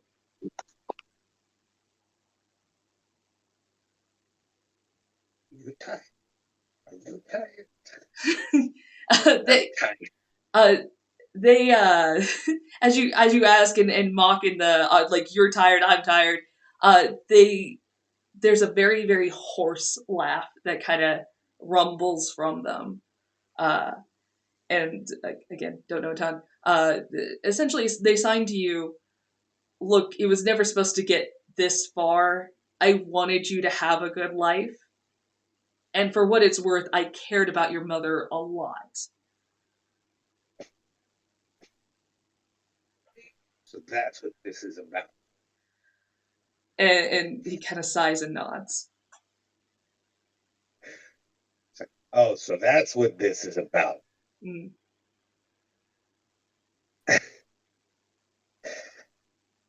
I'm trying to think of what to say while trying to remember how to cite it. Oh, I figured it'd be a good practice. Very good practice. Mm. I don't know what you want from me.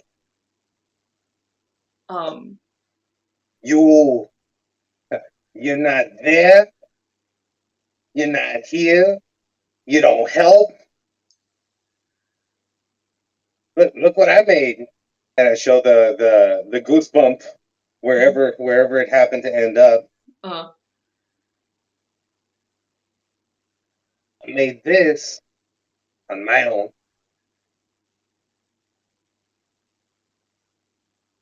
Where were you? um, I even asked for help in the last battle. Nothing.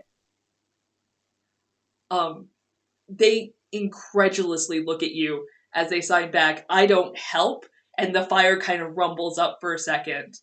With energy you find familiar.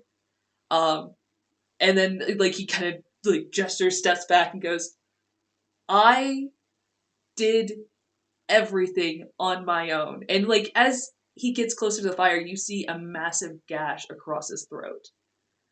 I did everything on my own. I had to fight and earn my place in Olympus I don't want that. Correction. I want you to have to earn it, but I don't want it to be at as severe of a cost as it was to me. And so as he kind of leans over the fire, mind you, he's like fully immersed in the fire and it's not hurting him. He's gonna grab your maul. It now, without adding poison to it, has a vial that refills with poison every dawn. And I will give you the stats on that poison. But he kind of sits back and he eyes you and he's like, I don't help.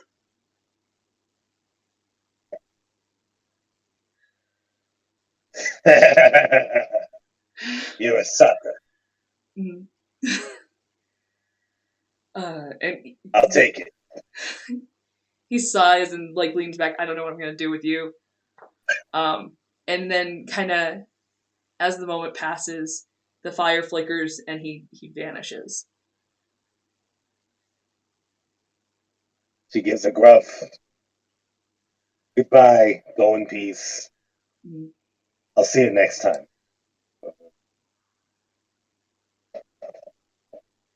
Alright. Your watch ends. So I did. Mhm. So I didn't want to interrupt the role play, but I have a question. Mhm. Since the familiar's been up with them, is this something that only he saw, or was this something that the familiar witnessed too? Oh yeah, the rat has no idea what's happening.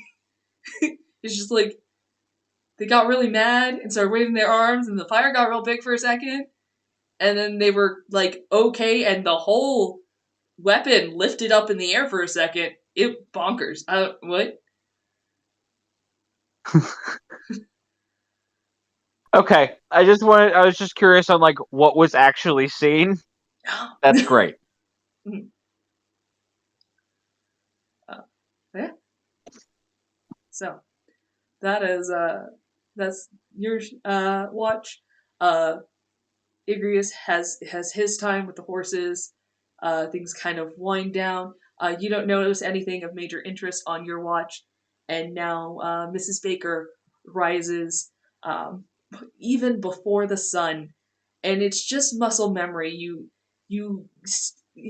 you almost make it to the edge of your dome when you realize I'm not grabbing the pastries this morning, and you kind of like step back, sit down on your rocking chair, kind of taking in the quiet of the morning, and watching the sunrise crest over the trees.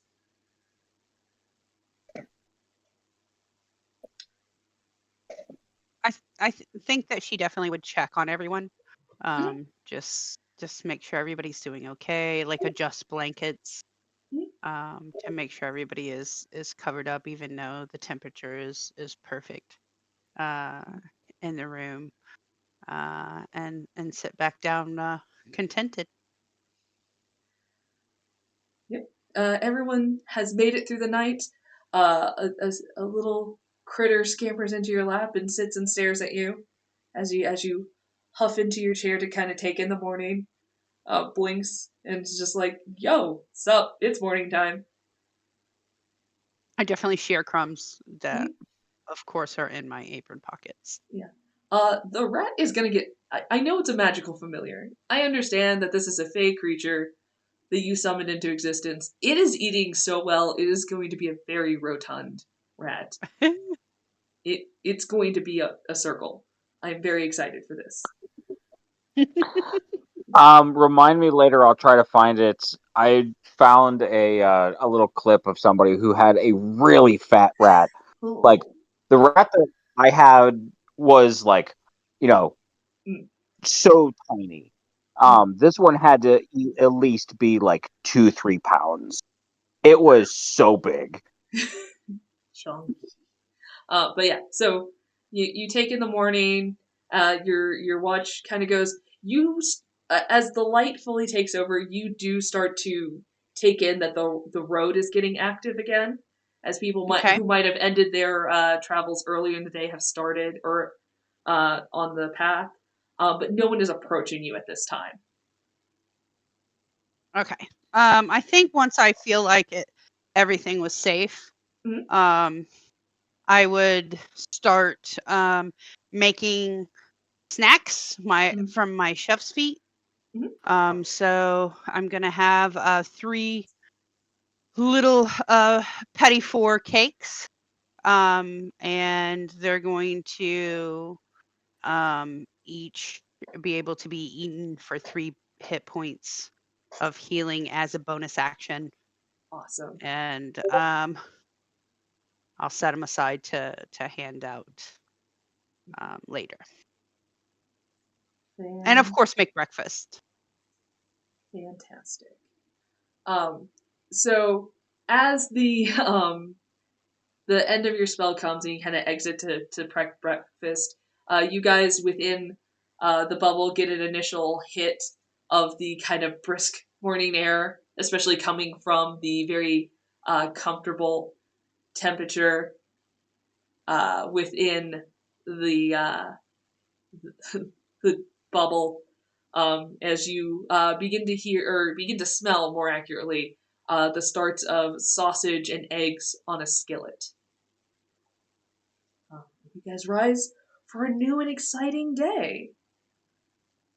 Your actual first full day of travel. So, what are you guys doing? How do you guys get used to the damn cold out here?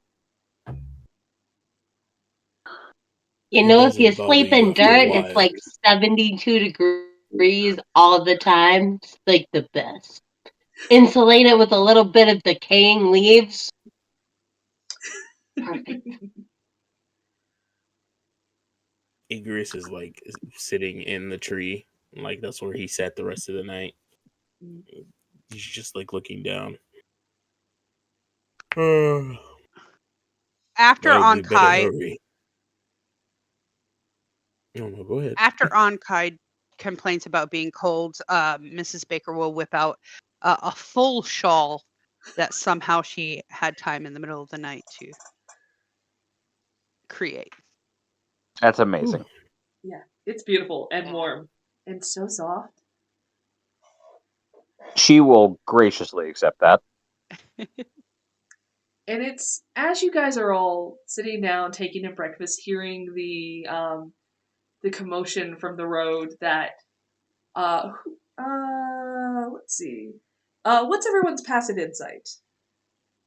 Oh, 11. Actually, the only one I need is uh, Ankai's, because I see everybody else's. yeah, I'm 14. Yep. Let me see. I am not proficient in it, so my perception is a 3. That would make that, what, 11? 13. Fantastic. Is it 10 plus? I thought it was 8 plus. It is 10 plus 8 factors into your spellcasting modifier. Okay. So yes. So it takes you a little while to notice. You kind of dig into breakfast for a bit before it would be Igreus and Mrs. Baker are the two that catch it first. There is a murder of crows nested in one of the trees across the clearing from you that is eyeing you. Igreus, do you think that in their little birdie post offices, that there is some kind of pen or claw drawn photo, a wanted poster with our faces on it that says wanted, like 10 most wanted murderers, and it's us? I'm not sure if any bird could draw an image, but if I were to see such a thing, then I would guess that it would be true. And he kind of is like staring at the birds, and he drops down like out of the tree right next to Mrs. Baker. I You think don't think maybe that's they're at. about us? I mean, at this point, I believe anything. I mean, we have taken down a lot of birds recently. I'm not exactly sure We why. are Why is it also only kind of covering a birds? lot of just like in a lot of bird carcasses. Sigh. Yeah, like The you're bird wearing a bitch. bird helmet. Like there's you got a bird bow on your head. I'm very confused as to why they would. Gently pull out my crossbow. Why only birds? As Being you do accosted. that, you guys have a high enough passive insight between all of you. The one that appears as the leader of the crows, like, caws at you, and the others all ruffle and they begin to take off. Can you but leave, please? as they kind of swarm up and do the fun bird coordinated effort, they kind of just land a little bit further in, but like still within eye line of you. I am going to do the speak with animals anyway. But I'm curious. If I were to do speak with animals and then utilize my telepathy, would that also work? You can certainly try. Okay. I mean, I'll do that. I mean, it doesn't cost me anything, essentially. I'll do. I could do speak with animals for free once, and I will utilize that and try to reach out to telepathically to the one that was screaming at us. Okay. Make an insight check. All right. And That would be a 22. Cool. And does the bird need to resist anything when it comes to detect thoughts? It's not detect thoughts, it's telepathy. Oh, okay. Part of the aberrant mind sorcerer, I could speak telepathically. Yes, that's right. Okay. So with that roll, you kind of hone in on what you've identified as the probable leader of this group. The vibe because it's not clear, coherent monologue.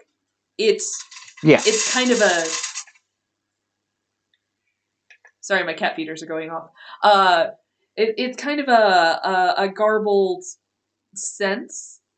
And what the vibe you're getting is observe, watch.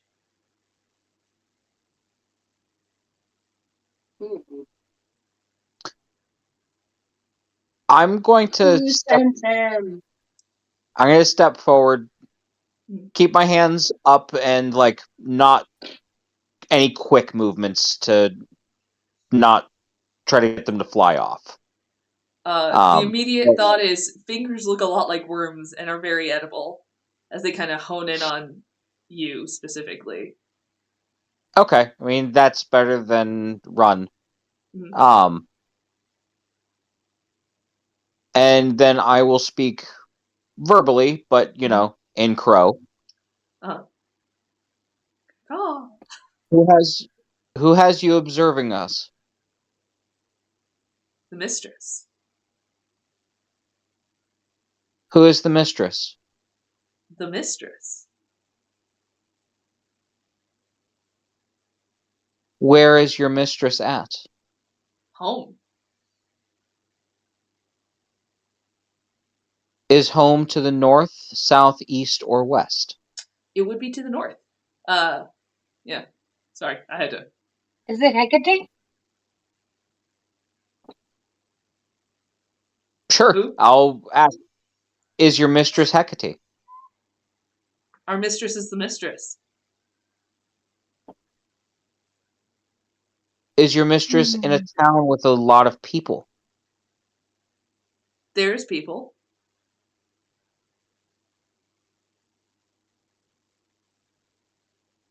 And we were heading north anyway, right?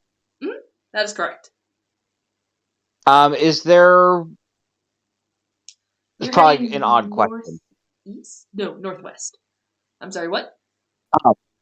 This is probably an odd question, but do I know anything enough about Delphi to be able to know of a landmark that would be easily recognizable?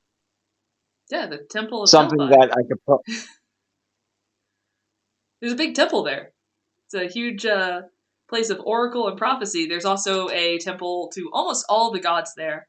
Very specifically, you are going to your next quest is also centered at Delphi, and Herman had given you advice that you don't have to work all the labors to completion in order, but starting them in order is beneficial. So you'll also know that your third task begins at Delphi at the temple for Hestia. So Okay. Yeah. And refresh my memory because I'm a little bit rusty on my Greek mythology. Which goddess is Hestia? Hestia is the goddess of the hearth and presides heavily over protection, home, family, and would be the primary deity for Mrs. Baker. Okay. Mhm. So, since I know of the temple there, Mhm.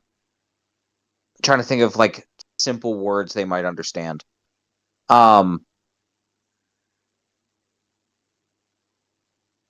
Where your mistress is at, is there a very large building? And I'll try to give like a base description of what it would look like. I would presume with like the pillars and all of that. Yes, pillars. Home.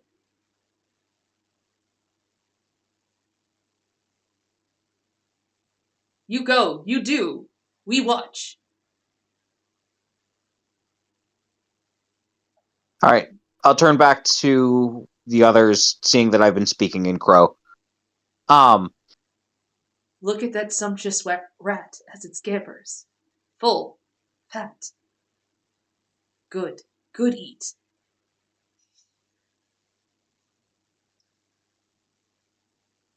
Can I tell which one specifically says that? Yeah, the head crow. That's the one you made the connection with. So that's the one that you're hearing as a response, as they're just watching you.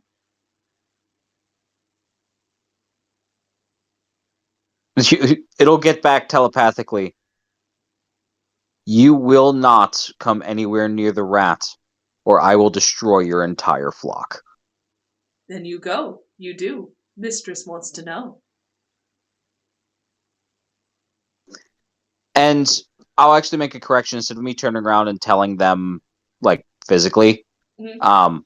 I'll just, as I'm getting the information from the bird and talking, I will be essentially feeding that to them telepathically. Right. This way, then, just to kind of streamline the process, I'm not repeating, like, what you're saying. Mrs. Baker will immediately open her apron pocket for the rat. They jump And right the up. rat will immediately, the rat will immediately go into the pocket. Mm. There's also food here, so they're stoked. Yeah, you guys. What are they saying? So Ankai is like to each of you as they're getting information from the crows and talking to them, is in turn sending that information to you guys telepathically, so you're all essentially hearing it roughly at the same time I'm speaking it. Seems Well, they're going to follow us. We should probably go. You hear Sophos like, oh, all right, who spiked my food again? I don't like this. Why does it sound like Ankai this time? She's only ever experienced telepathy under like other situations, if you will. Yeah. Sophos, honey, that was on Kai. What? No, it was a Ankai spiked my ghost. food? It was a ghost. The only She way to didn't make look it like the type. up, we have to leave. It's always the pretty ones. Yeah, Mm. that's a This good town life is lesson to learn. haunted. Mrs. Baker is already up in the cart waiting for you guys to make it move. Dinah, as she's getting the message, they better watch themselves, or I'm gonna make something new called the crow's bow. Your food got spiked too? Everyone's food got spiked. So I'm going to jump into the cart. Um, and then I'm going to cast a 15-foot spear starting at the midway point of the cart back. Mhm. I'm gonna cast darkness at second level, Mhm. and it's gonna be 15 foot wide, so they can't see. I mean, they can see part of it, but I made it so that I can still see and the horses can still see. So just so they can't follow us. I mean, they'll follow the darkness, but they can't really see us, see what we're doing. Yeah, make an Arcana check for me. Yeah. Okay. Also, while you're doing that, I'll reach out to is it Sophos? 18. Okay. So yes, you would reach out to Sophos. Okay, I was just trying to remember the name. Sophos, are you able to use Hunter's Mark? Do you know what that is? Oh. I don't think I have that skill. Yeah. Yeah, that's a ranger thing. We got a druid. Oh, that's right. Druids And don't. I'm more of a plant-based druid, anyways. Like I have like almost no animal skills. Yeah. I'm Okay. a plant. I'm a druid of the spores. Hence the plant. Okay. Never mind then. All right. Dangerous lack of brown going on here. Yeah. So several things about the darkness spell. It has a 20-foot radius. The cart is not 20 foot long that you could cast it on a point in the cart that it would follow you. It is also based off of a point in space. So thus, if you cast it, the darkness just exists there. It wouldn't be on a thing. Now, if you were to select an object that is in space, I would allow for that for a little bit, but again, there's not an object 20 foot past the cart that would not encase the cart and the horses. Unless you have a fishing rod and a rock. I don't have a fishing rod or a rock. Proverbial carrot. I mean, it depends on how fast we're running. That's true.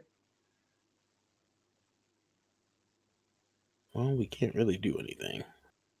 Yeah, I think at this point we should just head out. So I don't think there's anything we necessarily have to do aside from leave.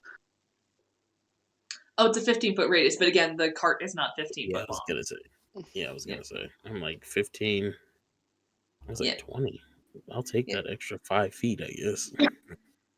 Ultimately be an extra 10 feet, all things considered. But yes, so you guys pile into the cart, tack up the horses, and leave. And like the crows don't immediately like swarm behind you bird style. They just every so often you'll notice as you kind of just stop along the trail, have your little facility breaks, forage for little roadside items, you'll just see that they're kind of around. I don't like being followed. Alright. Make another animal handling check if you're controlling the cart. With advantage this time. You are starting to get the hang of it. You still do not have proficiency. Oh. That was a natural 19. Well, on the cart, everybody gets their 2 good berries. Yep. First one was a because they only last for 24 hours. Yeah, I pass out the snacks as well. All right. Okay.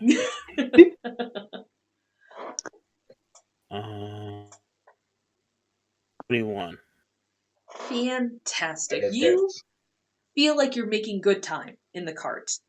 It's as you're making good time with the cart that you see an obstruction ahead of you where there's a couple of carts piled up, waiting. So you would come to a stop, and are you going to go Yeah. investigate Oh, what's yeah. causing the blockage? So Probably I'm cheese. going to stay back here. Yeah, I'm gonna stay back. I'm actually gonna stop at a good 25 feet away from the blockade, and there are carts that are stacked up on top of each other. Correct? Like they're just piled up. Yes. I don't see any. Do I see any people though? Yeah, there are people who are in their carts and kind of whispering amongst themselves. They just need to be kind of stopped, and the flow of traffic is not continuing. Hmm. Hey, Unkai. Yeah. So seems they're having a spot of trouble up there. Would you mind asking what's going on so we don't have to actually leave the cart to go up and say anything? Just a second.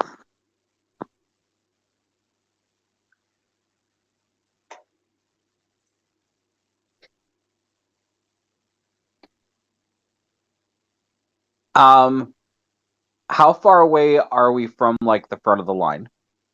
There's about 4 carts I ahead of stopped you. us 25 feet. Yeah, I stopped us 25 feet back. So Okay, that works then. So I'll kind of set up at the front of the cart, so as long as it's within 30 feet, Mhm. and I will actually do detect thoughts. Fantastic. Do they need to roll a save, or are you not? Because this is just surface level slots. They would have to save if you're going deeper, right? Let me take a look.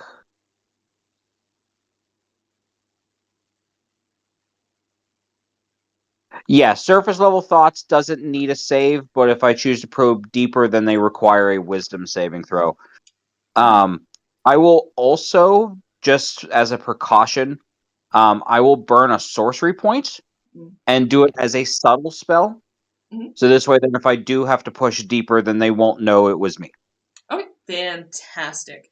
Yeah, you get an immediate wave of thoughts of, I'm not going up there. You go up there.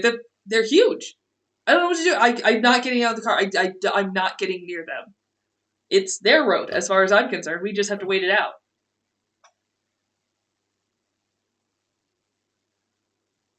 All sounds like right. a party. So I will push a little bit deeper to find out what they saw. And my DC is 15. All right, they don't save. You get, if everyone would be ever so kind as to look at the chat, you see something that looks a lot like that. Only there's about a dozen of them. Big Birds. birds. About the Fucking size bird. of an ostrich with a big, broad beak that looks wicked sharp. Do we see this, or just Only on Kai right now, because they're looking in the mind of a person. If you were to hop out of the cart and go ahead on your own, What would I have to roll to know what that is? I will allow you a nature check at disadvantage. Well, would Ankai be a library kid? Yes, a lot of my skills are intelligence based. Okay, yeah, I will just a straight nature check, and also to put in the mind of some of your more diminutive companions, just consider for a second, if you weren't birderers, if you look at the chat. Ooh, I could ride a big animal, a big bird. Big burp. Oh, we're gonna ride Chocobo. Essentially, kind of, yeah. I'm gonna make so some kind of last melon joke So at for some nature, point tonight. nature's a 19. 19? Yeah. There are very large birds that can kill you, such things as cassowaries, ostriches, and axbeaks. Oh man, Axe speaks Final Fantasy 14. Nice. Let me see how long Speak with Animals lasts. All day. Did the great wizard Gary Oldman make this? I don't know, but I... Just 10 minutes. Okay.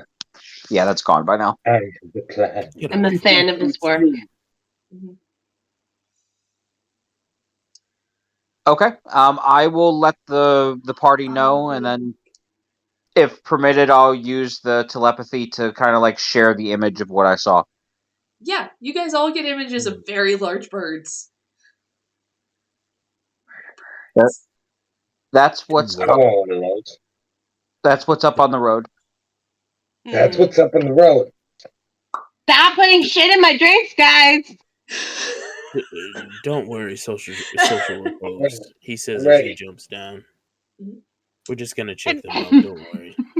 I'd Can we never go report around you. them? Can we go around them, or do we have to murder them? They are currently blocking the road, and none of the other carts on either side of the road are willing to try to engage.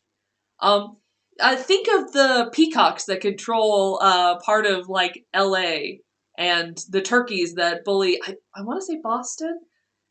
Birds are menaces. Yeah. Yeah. Yeah, he jumps off of the cart and he kind of That's starts a walking. shirt in itself. Birds are menaces. Uh-huh. He I starts am all walking down towards to the, go towards the talk. birds. Alright. You guys are approaching the birds? I'm We're gonna. gonna use that beak to make my shovel, right, Dynah?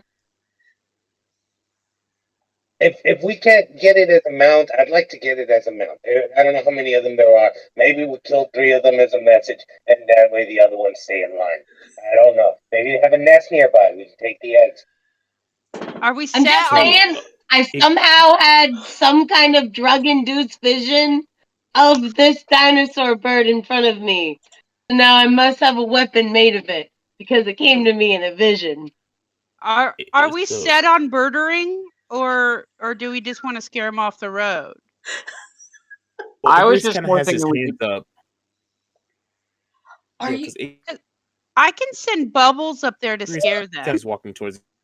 No, hold on. Is Igreus doing the full Chris Pratt Jurassic World? Sure, yeah. It was No. more so he was just like trying to show that he's not going to hurt them in any capacity. Yeah. Like, all right, I understand. You believe that this belongs to you, but there are people who need to utilize it as you are utilizing it. So please, just go about your way. Fantastic. Make a persuasion check. Oh, I thought you were percentile. I mean, unless you wanted to be percentile.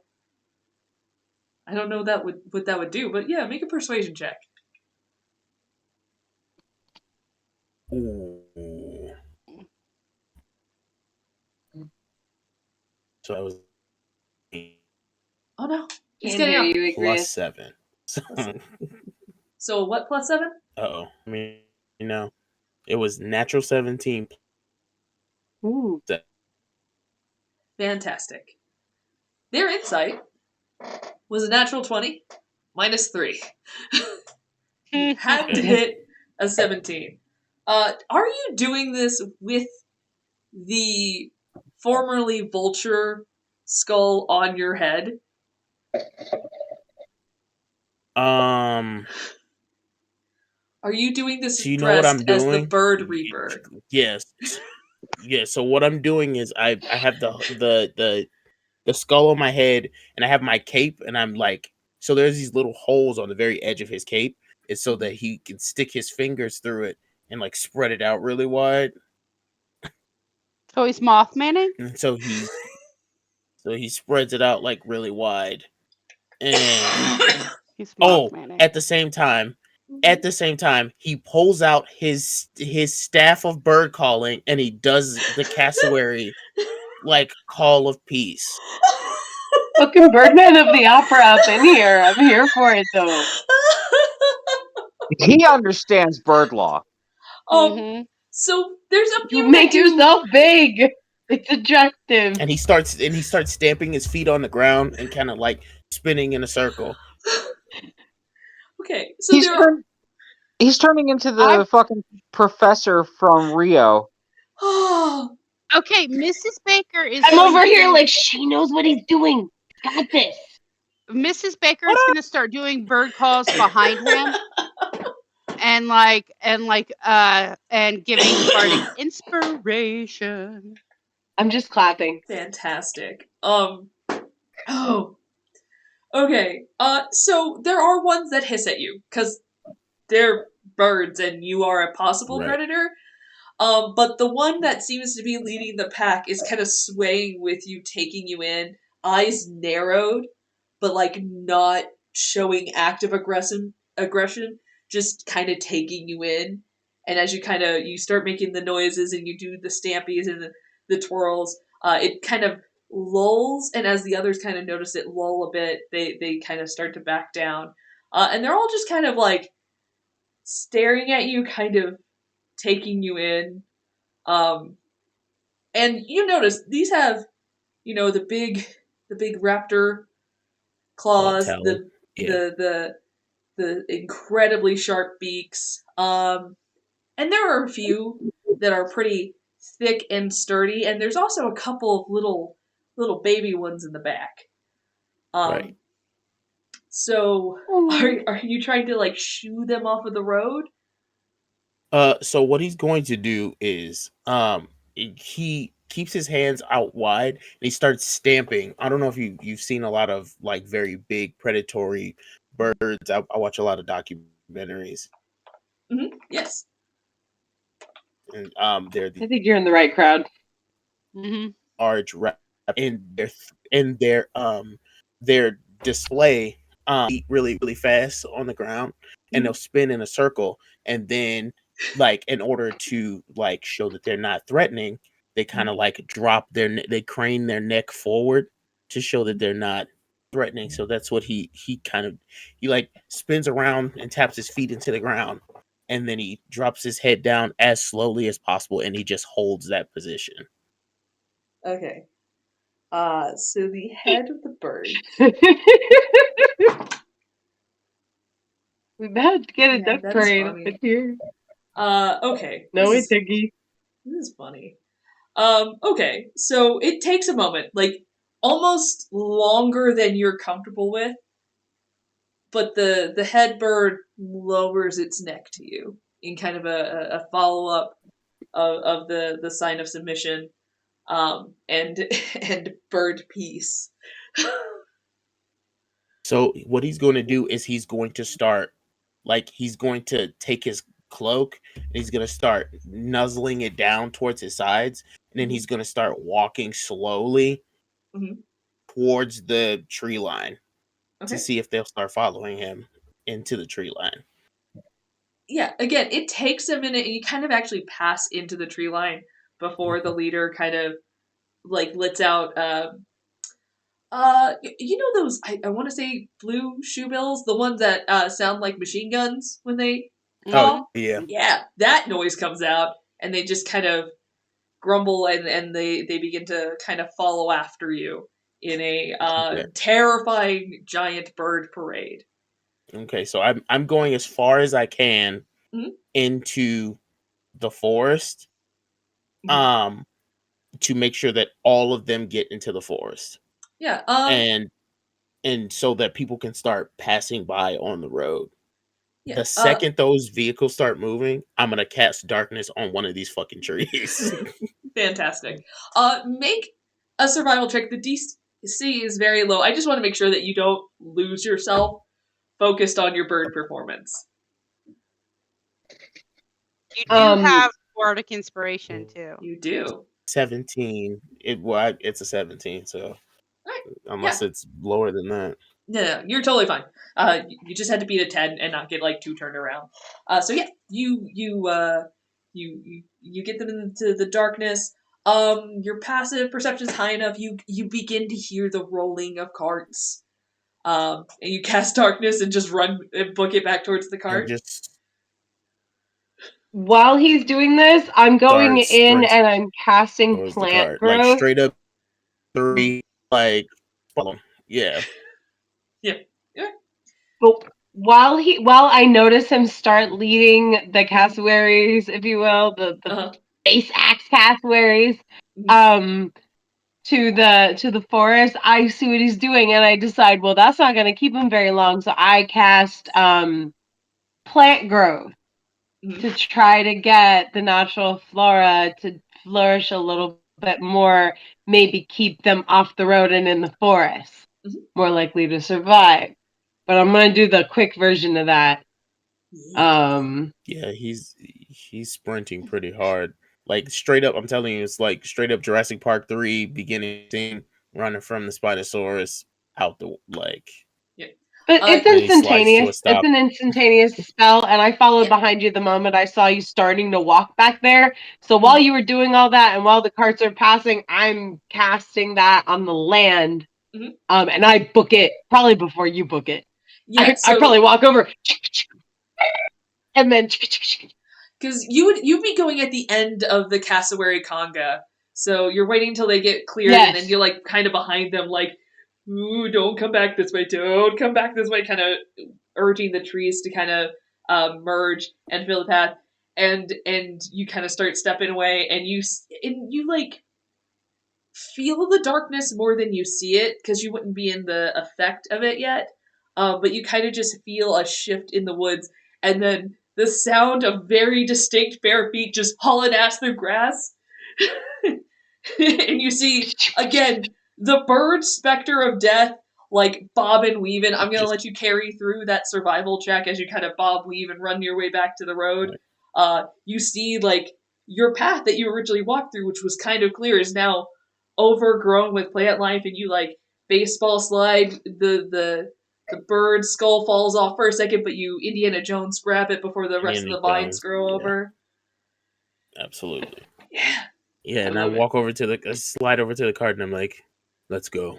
And he just climbs into the front seat, and he Yeah, there's like full ass twigs and a old hornet's nest, like completely emptied, stuck within his braids mhm, from just rushing through the wilderness. But he's just ready. yeah, covered in Uh, cobwebs. Mrs. Mrs. Baker produces a sugar cookie in the shape of a star, and it's a gold star sugar cookie, and hands it over. Good job. He like Oh, takes the cookie. Well He done. doesn't let go of the reins. He just like reaches down with his mouth, and, like grabs the Yeah, cookie. she Thank definitely you, pops Mrs. them. Baker. Good job, sweetie. And he's yeah, takes off. See, we didn't have to kill anybody. fantastic! We did Dynah on the not back of the commit cart. murder today. I'm Yet. And I'm we're being watched by crows, so I wanted this to be good.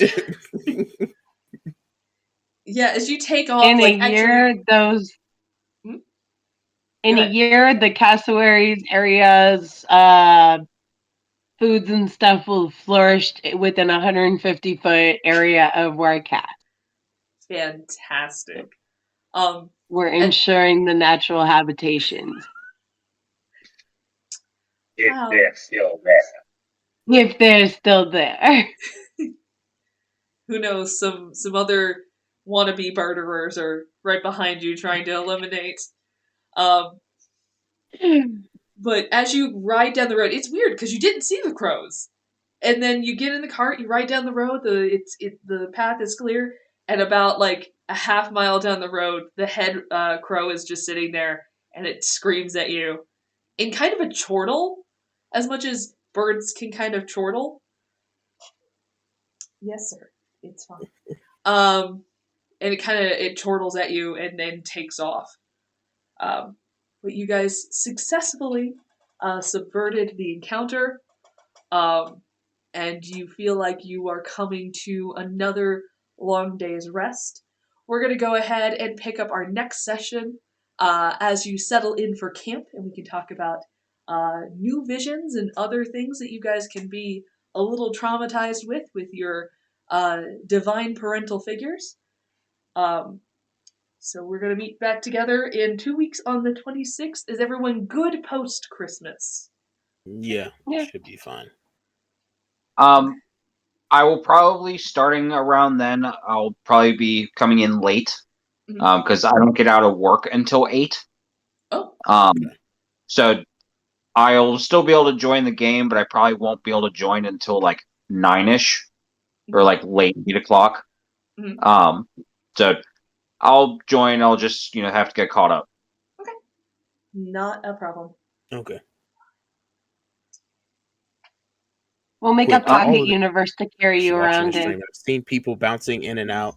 I've seen people bouncing in and out, and I really appreciate you all. We all appreciate you all coming. If you can share the stream whenever you get the chance, that will be most helpful. We appreciate you joining us tonight, and now everybody get out of my house. Okay. Hey, gang, want to see something mildly upsetting? Did the mustache break? No. Hold on. Gotta find the hole. Yeah, why are you so sharp? There we go.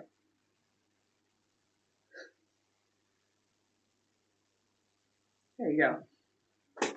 Okay, Septum I piercings joined. are fun. I exist. I am here. We had a crisis and it's averted. Woo! No crisis.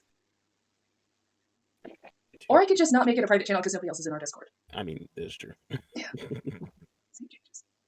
There we go. There you go. Thank you. Okay, so your voice that's gonna be muted, so you can't hear me.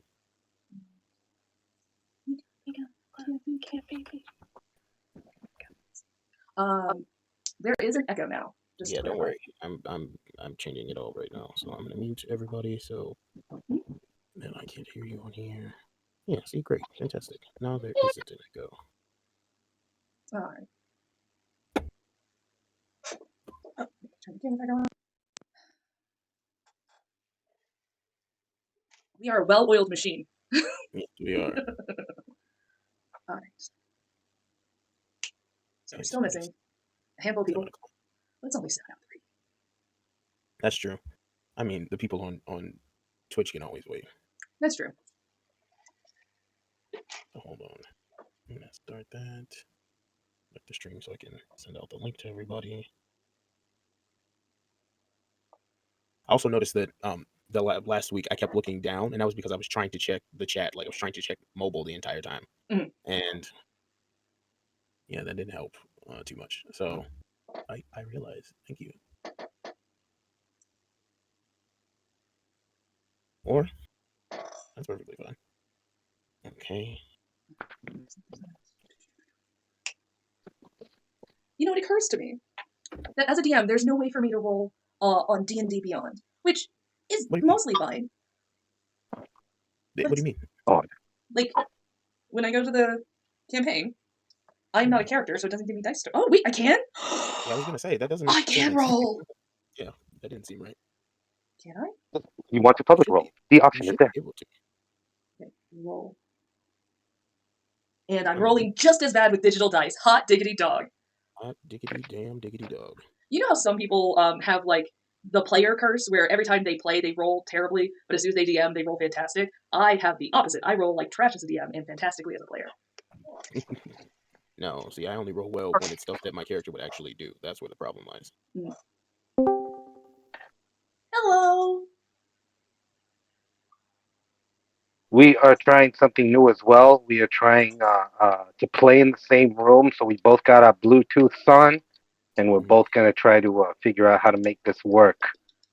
Okay. Oh my gosh. Yeah, because we've been playing in different rooms, and it's like, I mean, it works, but at the same time, it's like...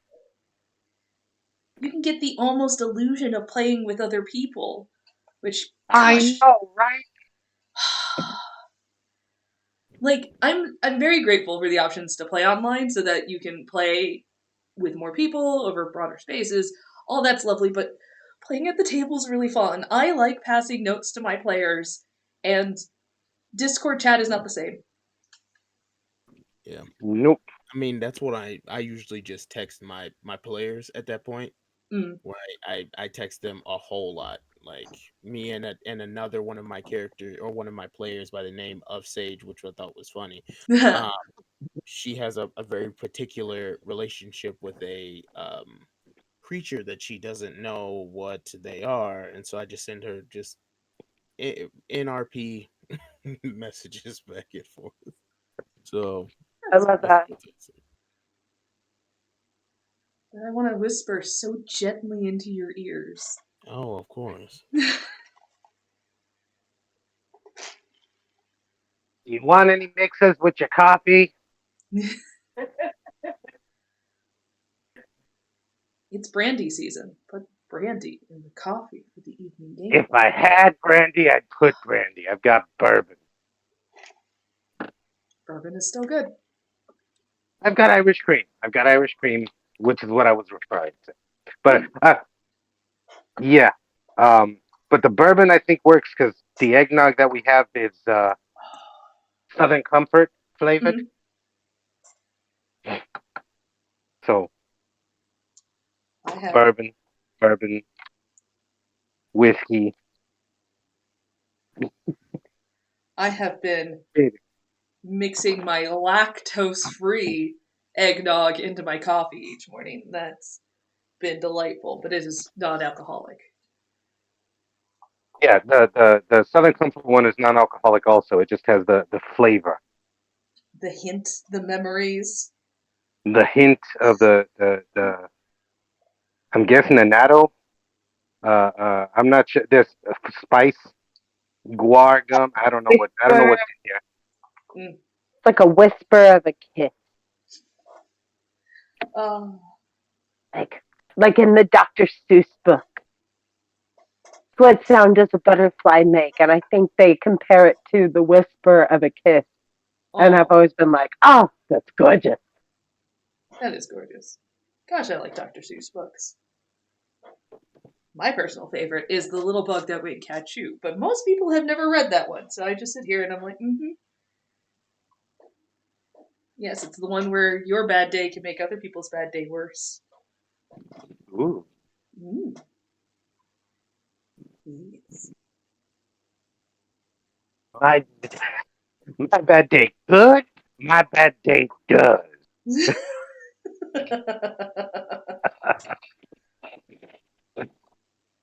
I tell because occasionally, I mean, we eat the food there at work, Mhm. and it's basically the equivalent of public school food, maybe hospital food, Oof. and the occasional breakfast will be pure sugar. It's the cereal, the milk, the fruit, the yogurt, and sometimes it's a pancakes or a cinnamon bagel or something that's just basically no added protein, no added anything. And it's just like, okay, today's going to be one of those days where, you know what, I'm not going to make it everybody's problem, but if somebody comes to me with a problem, it's not going to go well for them. Look, as someone who is hypoglycemic and long story, but I love sweets. I truly do. Every time I have sugar for breakfast, I'm a monster, and I'd like to say I know better. At least put peanut butter on the pancake, and then you can pretend like it's a balanced meal. Oh, so much the same. Oh my gosh.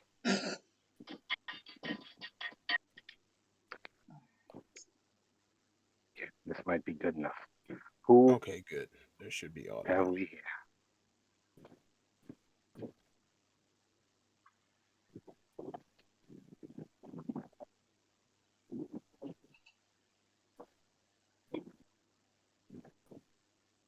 Brooke was just talking about how they're right here.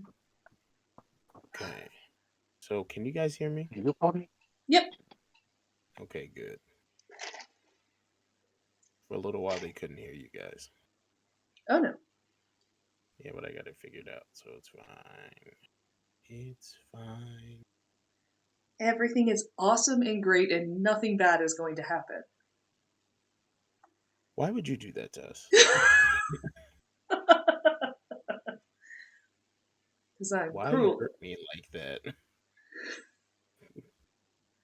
Okay, Oh. so let's see. So they should be able to hear. No, but no. Whatever is opening, don't open. No.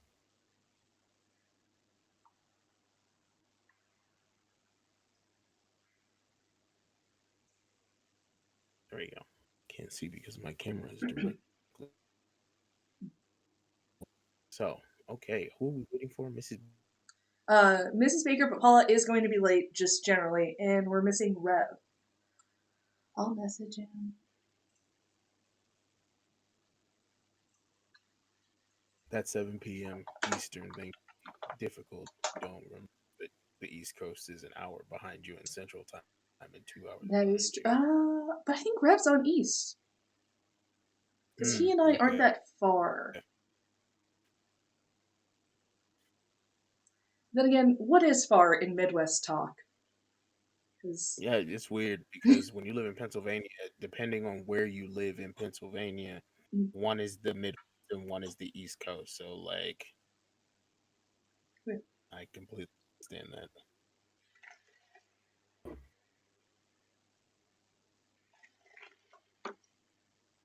Oh, is that a Baja Blast? It is. I had tacos. I saw it and recognized it immediately. That was probably the only food that I ate when I was when I was in Penn State. So, Crunchwrap Supremes and Baja Blast. They used to tell me, "Hey, we'll see you tomorrow," and I was like, "Don't do that." You know, Crunchwrap is like my favorite one. Oh, Crunchwrap? Crunchwrap Yes. is my favorite. They're not as good as they used to be. Or maybe I'm just getting older. No. I said this. No, believe me. Like I said, I used to only eat like Crunchwraps. Mhm. They are not as good as they used to be. Definitely 100% not. So One thing that I don't think is on the menu anymore for Taco Bell that I absolutely miss is the grilled stuffed burrito. The grilled cheese stuffed burrito? It's not the one that has the cheese grilled on the outside. No, like it was on their menu forever or for forever, and I think they've taken it off the last couple of years and replaced it with the grilled one, like the cheese one. Yeah. The cheese is not bad, but it's not the same. Yeah, they've gotten rid of a lot of their like grilled stuff. Not sponsored by Taco Bell, but Are we alive? I don't know. yeah, I've been streaming for a little while. So that was how they told me that there was no sound coming through. Oh, gotcha. Either way, but no, I like Taco Bell when I first started working. That was like my go-to place because I would hit that after school on my way to my job, and it was cheap, it was easy, and now everything's more expensive. Yay! It was so much easier to be broke back in the day. Yeah, the saying "Do you have McDonald's money?" has a lot more weight now. One meal is $16. So It's like there was a comedian that said made a big thing about McDonald's not too long ago. He's like, McDonald's needs to check themselves because the reason why they did so well and people liked them wasn't because they had really good artisan food. It was because they were fucking cheap. Right. Exactly. And now they're jacking up their prices. They're going to lose, like, the only thing that they're selling right now is their name brands. Mm. Their dollar menu burgers are now like $4.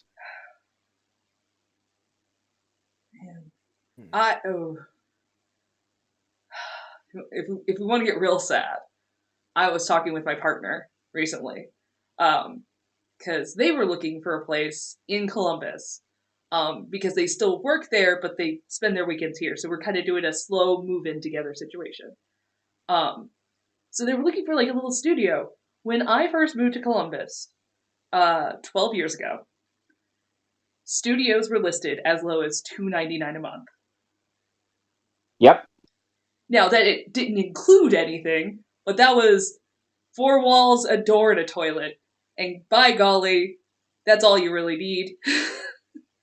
And my first, like, 1 bedroom that was decently sized was $3.99 a month, and water was like a fixed rate of $25 a month. And now that exact same apartment, which is drastically worse because my friend recently moved out of it, is like starting at $700. And I was like, wow, that's disgusting. That's insane. Like I love the house that I moved into, but it is expensive. Like our rent is like $1,500 a month, and there's no utilities covered. Yep.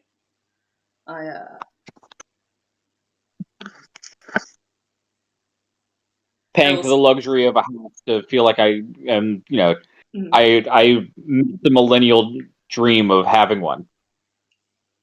Yeah. No, I am very fortunate. Nobody helped me buy my home, but I made a lot of good choices early on. But I'm very fortunate when I bought my house, I had to move outside of the city because there was no way I was going to afford anything within the Columbus area. And so my current mortgage is what my partner pays in rent a month for their studio apartment, for a house. That's ridiculous. Mm-hmm. Anyway, the prices in Oklahoma are going up, which is insane. No one should move there. It's a bad place.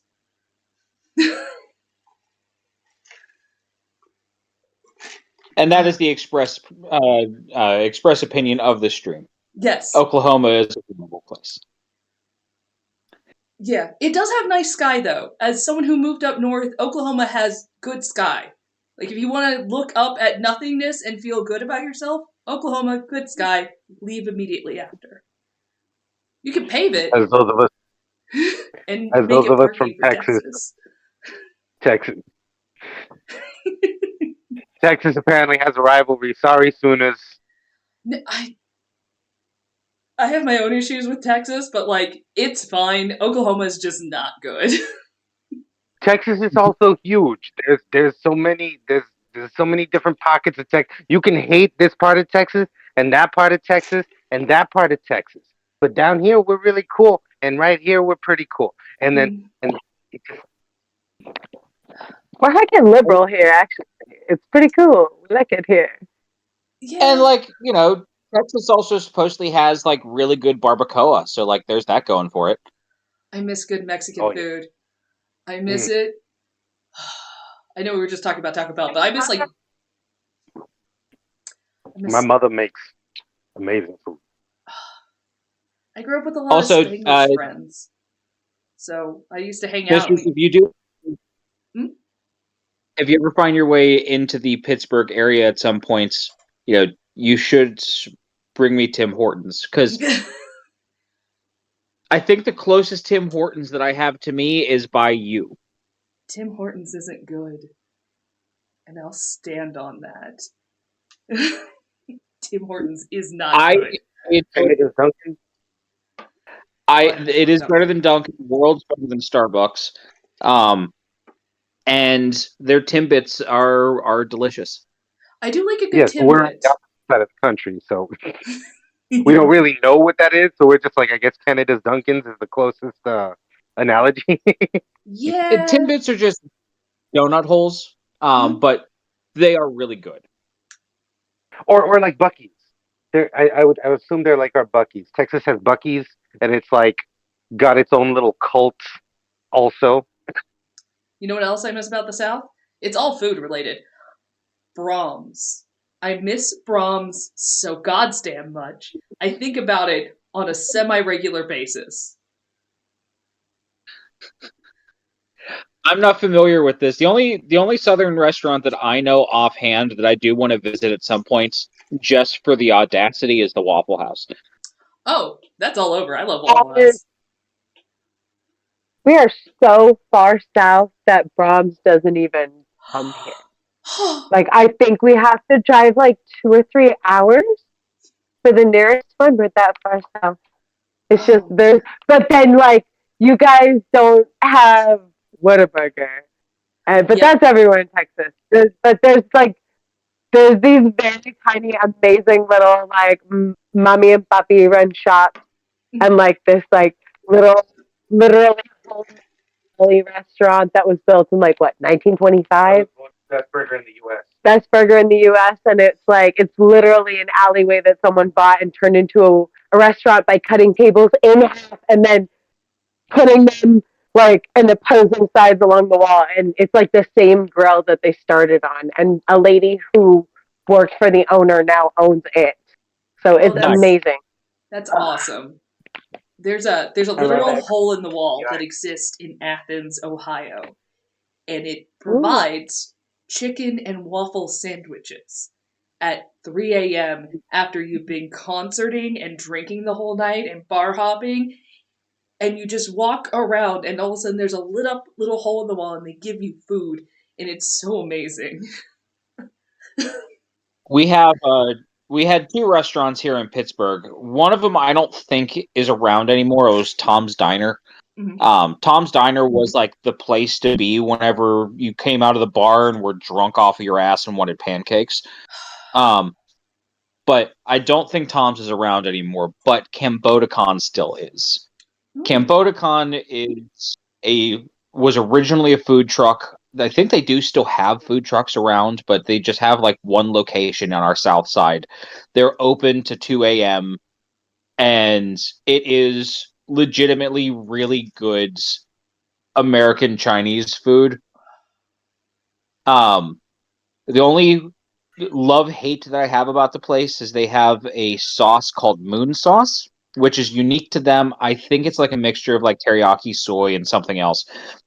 But that shit is fucking super glue.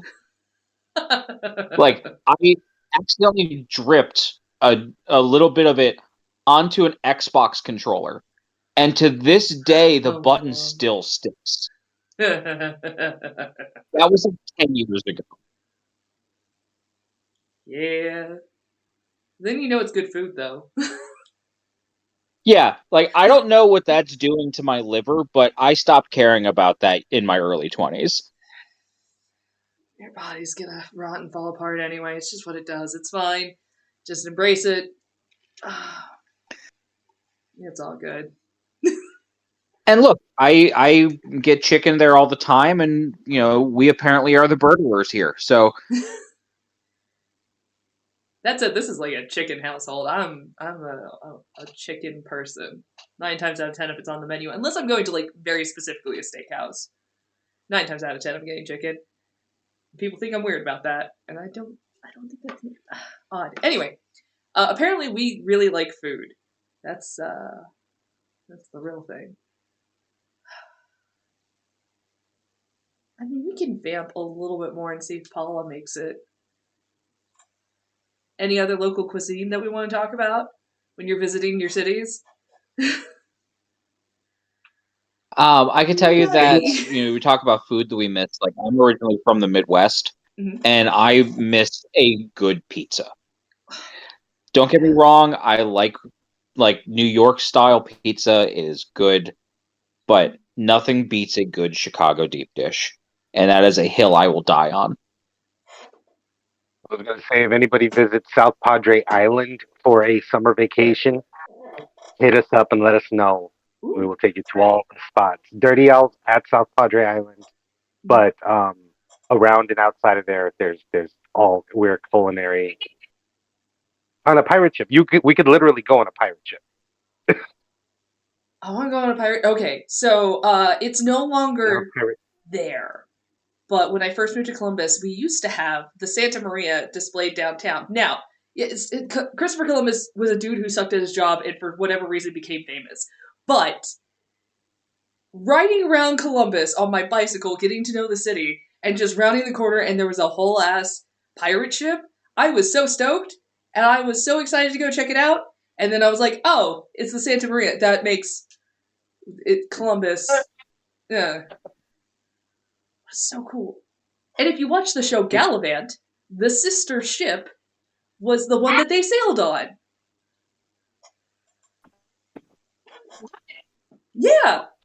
That's really cool. Which kind of sucks because the actual Santa Maria that was on display for years here in Columbus is currently rotting in a warehouse somewhere because they were doing beautification around the river and just decided it wasn't worth fixing anymore. I was gonna say ours isn't a historic pirate ship. It's a very cool pirate-looking ship, but it's like pirate actors and pirate like galley and like, oh, okay, they have a cannon, but it's a little cannon that just makes a sound. This is a lot of fun, but it's a nice little tour cruise and yeah, optional booze. I would do a I booze mean- pirate cruise. That sounds rad. A cannon is a cannon with enough motivation. Yeah. They have a cannon. No, they had a cannon. They had a cannon on the dock, and then the hurricane sank it. I say the hurricane. A hurricane sank it. What a funny. Poseidon ate it. This is not your canon anymore. On the segue of explosives, I with my Baldur's Gate, I've been doing I look on and find different mods and stuff like that, and I finally found the Barrelmancy mod, Barrelmancy. and I could just summon rune powder barrels. And what makes it better is that anything that you control can summon it, including your familiars. So I'll send my rat and then just have it use its action to just drop a barrel.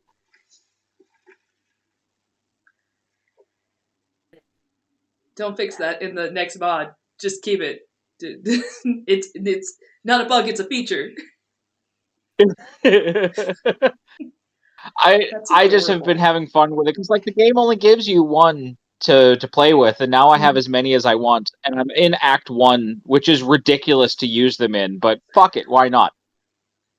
If you played through it once, the second time around is for you. That's to play the story you want to play.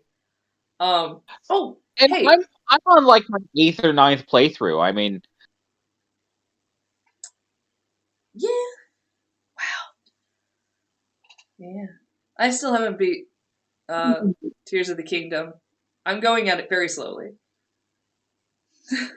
That is the one video game I have played this year. No. I have been thoroughly enjoying people losing their goddamn minds about the video game awards.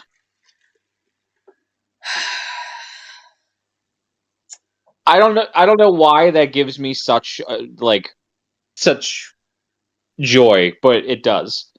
Look, for better or worse, Baldur's Gate 3 is a cult. Just like D&D, just like everything else, once it gets its little hands in you and takes over your life, of course it was going to win. Of course. Also, at least 2/3 of the, primary actors are adorable as hell. And they've been leaning into this shit and advertising the hell out of it. So, of course. And on top of it, too, the statement that you just said, who doesn't want to have Asterian's hands in them? Astarion isn't my type. I want to be his friend. I want him to have a better life.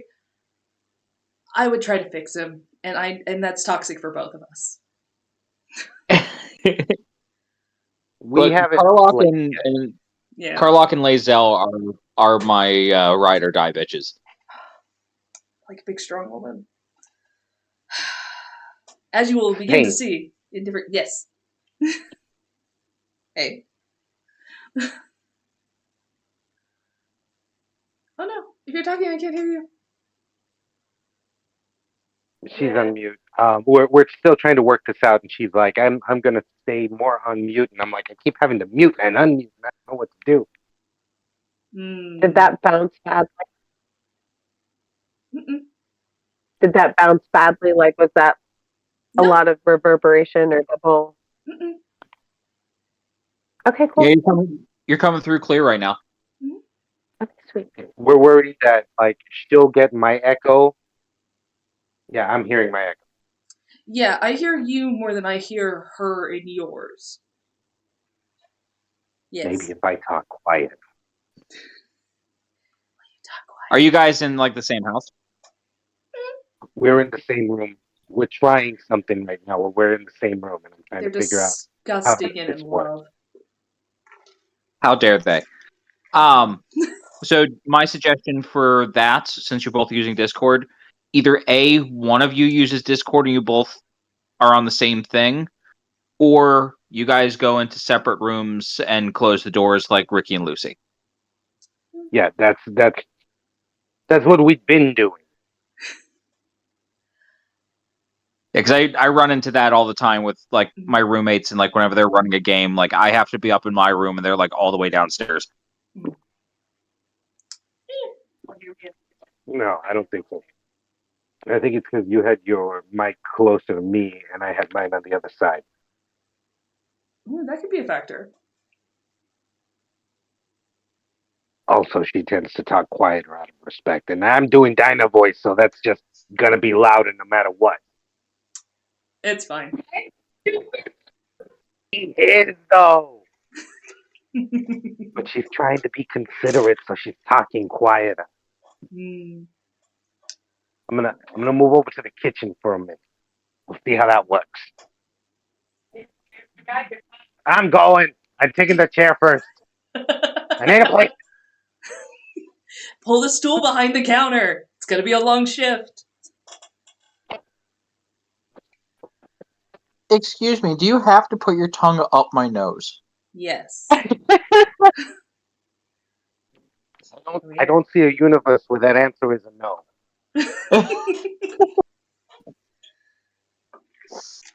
Like, I'm just sitting here, have the little tiny rat on my shoulder, and listening to you guys talk, and then all of a sudden I have little tiny paws on my face and a little snout that goes up my nose. It's like, what's up there, Dad? I don't know. My management is currently sleeping on the job. So. You being managed by a cat makes way more sense than it should. Yeah. I have two, which makes, the same commands very redundant. Feed me, but no feed me first.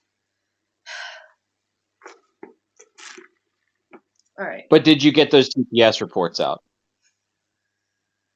As someone who does work in that kind of office, don't. Don't. I do watch that movie every so often for catharsis. It's kind of weirdly soothing in a hurtful way. The same way when I feel homesick this coming Yule, I'm gonna put on the Seven Fishes episode of The Bear and remind myself what it's like to be around my family. It'll be great.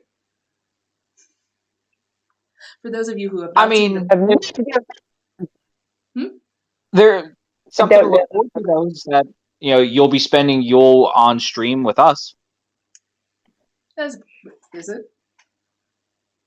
Yeah. Oh yeah, that's true. Very close. But no, if you have not seen The Bear, it's a show about a restaurant. It's very, very good, and it's so very well acted and sound mixed, and that episode will give you anxiety. If you have a large Italian family, you already know the feeling.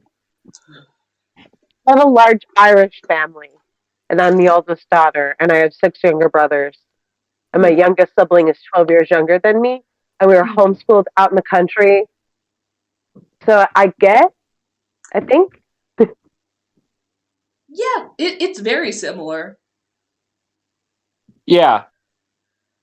Yeah, I also had an Italian upbringing, and yeah. It's not the holidays unless Grandma is threatening somebody with a wooden spoon to get out the way. Oh. I was thinking more of the cigarette ashes in the food and somebody breaking a nice dish and having a breakdown, and then we all pretend like nothing happened at dinner. What? No. No.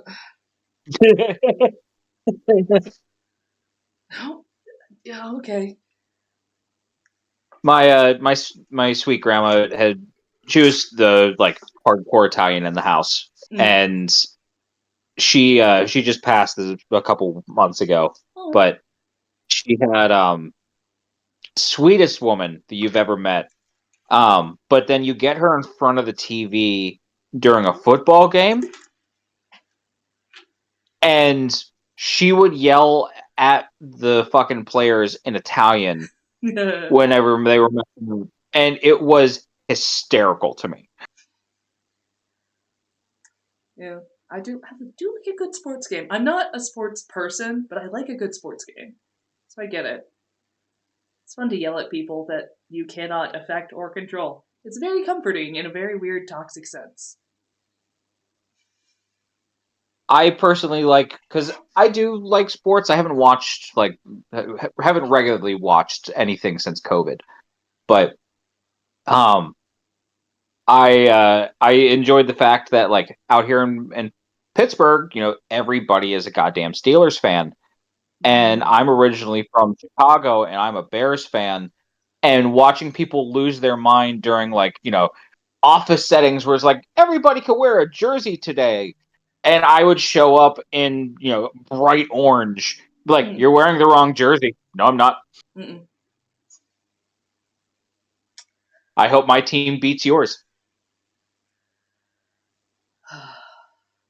Well, if we're going to talk about trauma, once upon a time I was in my first long-term relationship, and that person was a Browns fan. That meant the entire season of football, he was massively unhappy and depressed. I hated football season after that. Like, if you're going to have your emotional investment tied to something so volatile, pick a better team. Yeah, if anything, with Ohio, pick OSU. At least they win shit. College football is for chumps. Okay, then your basketball team. We don't watch Because your men's basketball basketball. team has a That's championship. gross. Our soccer team just got a championship, actually. Go Crew! We did a thing! Yay! No? No? Okay. I also like hockey, but, that's the other side of my family. I like hockey, I just don't follow it a lot. I didn't know that Ohio had a team. Blue Jackets! Okay. Yeah, that's the Pens is one of the few, like, Pittsburgh teams that I actually root for, because I like the Pens. Blue Jackets aren't as good. All right, I'm on like 30 different servers, so I keep getting notifications, and I'm trying to mute each new one as it comes up because there's always another one. And I'm like, another notification from one that I forgot to mute. Yes. The amount of muting I've done for Discord is insane. All right. I'm like, just 8 hours. I'm just gonna just stay quiet for 8 hours. You can do your own thing. I just don't need to see it until after I'm done. Mm-hmm.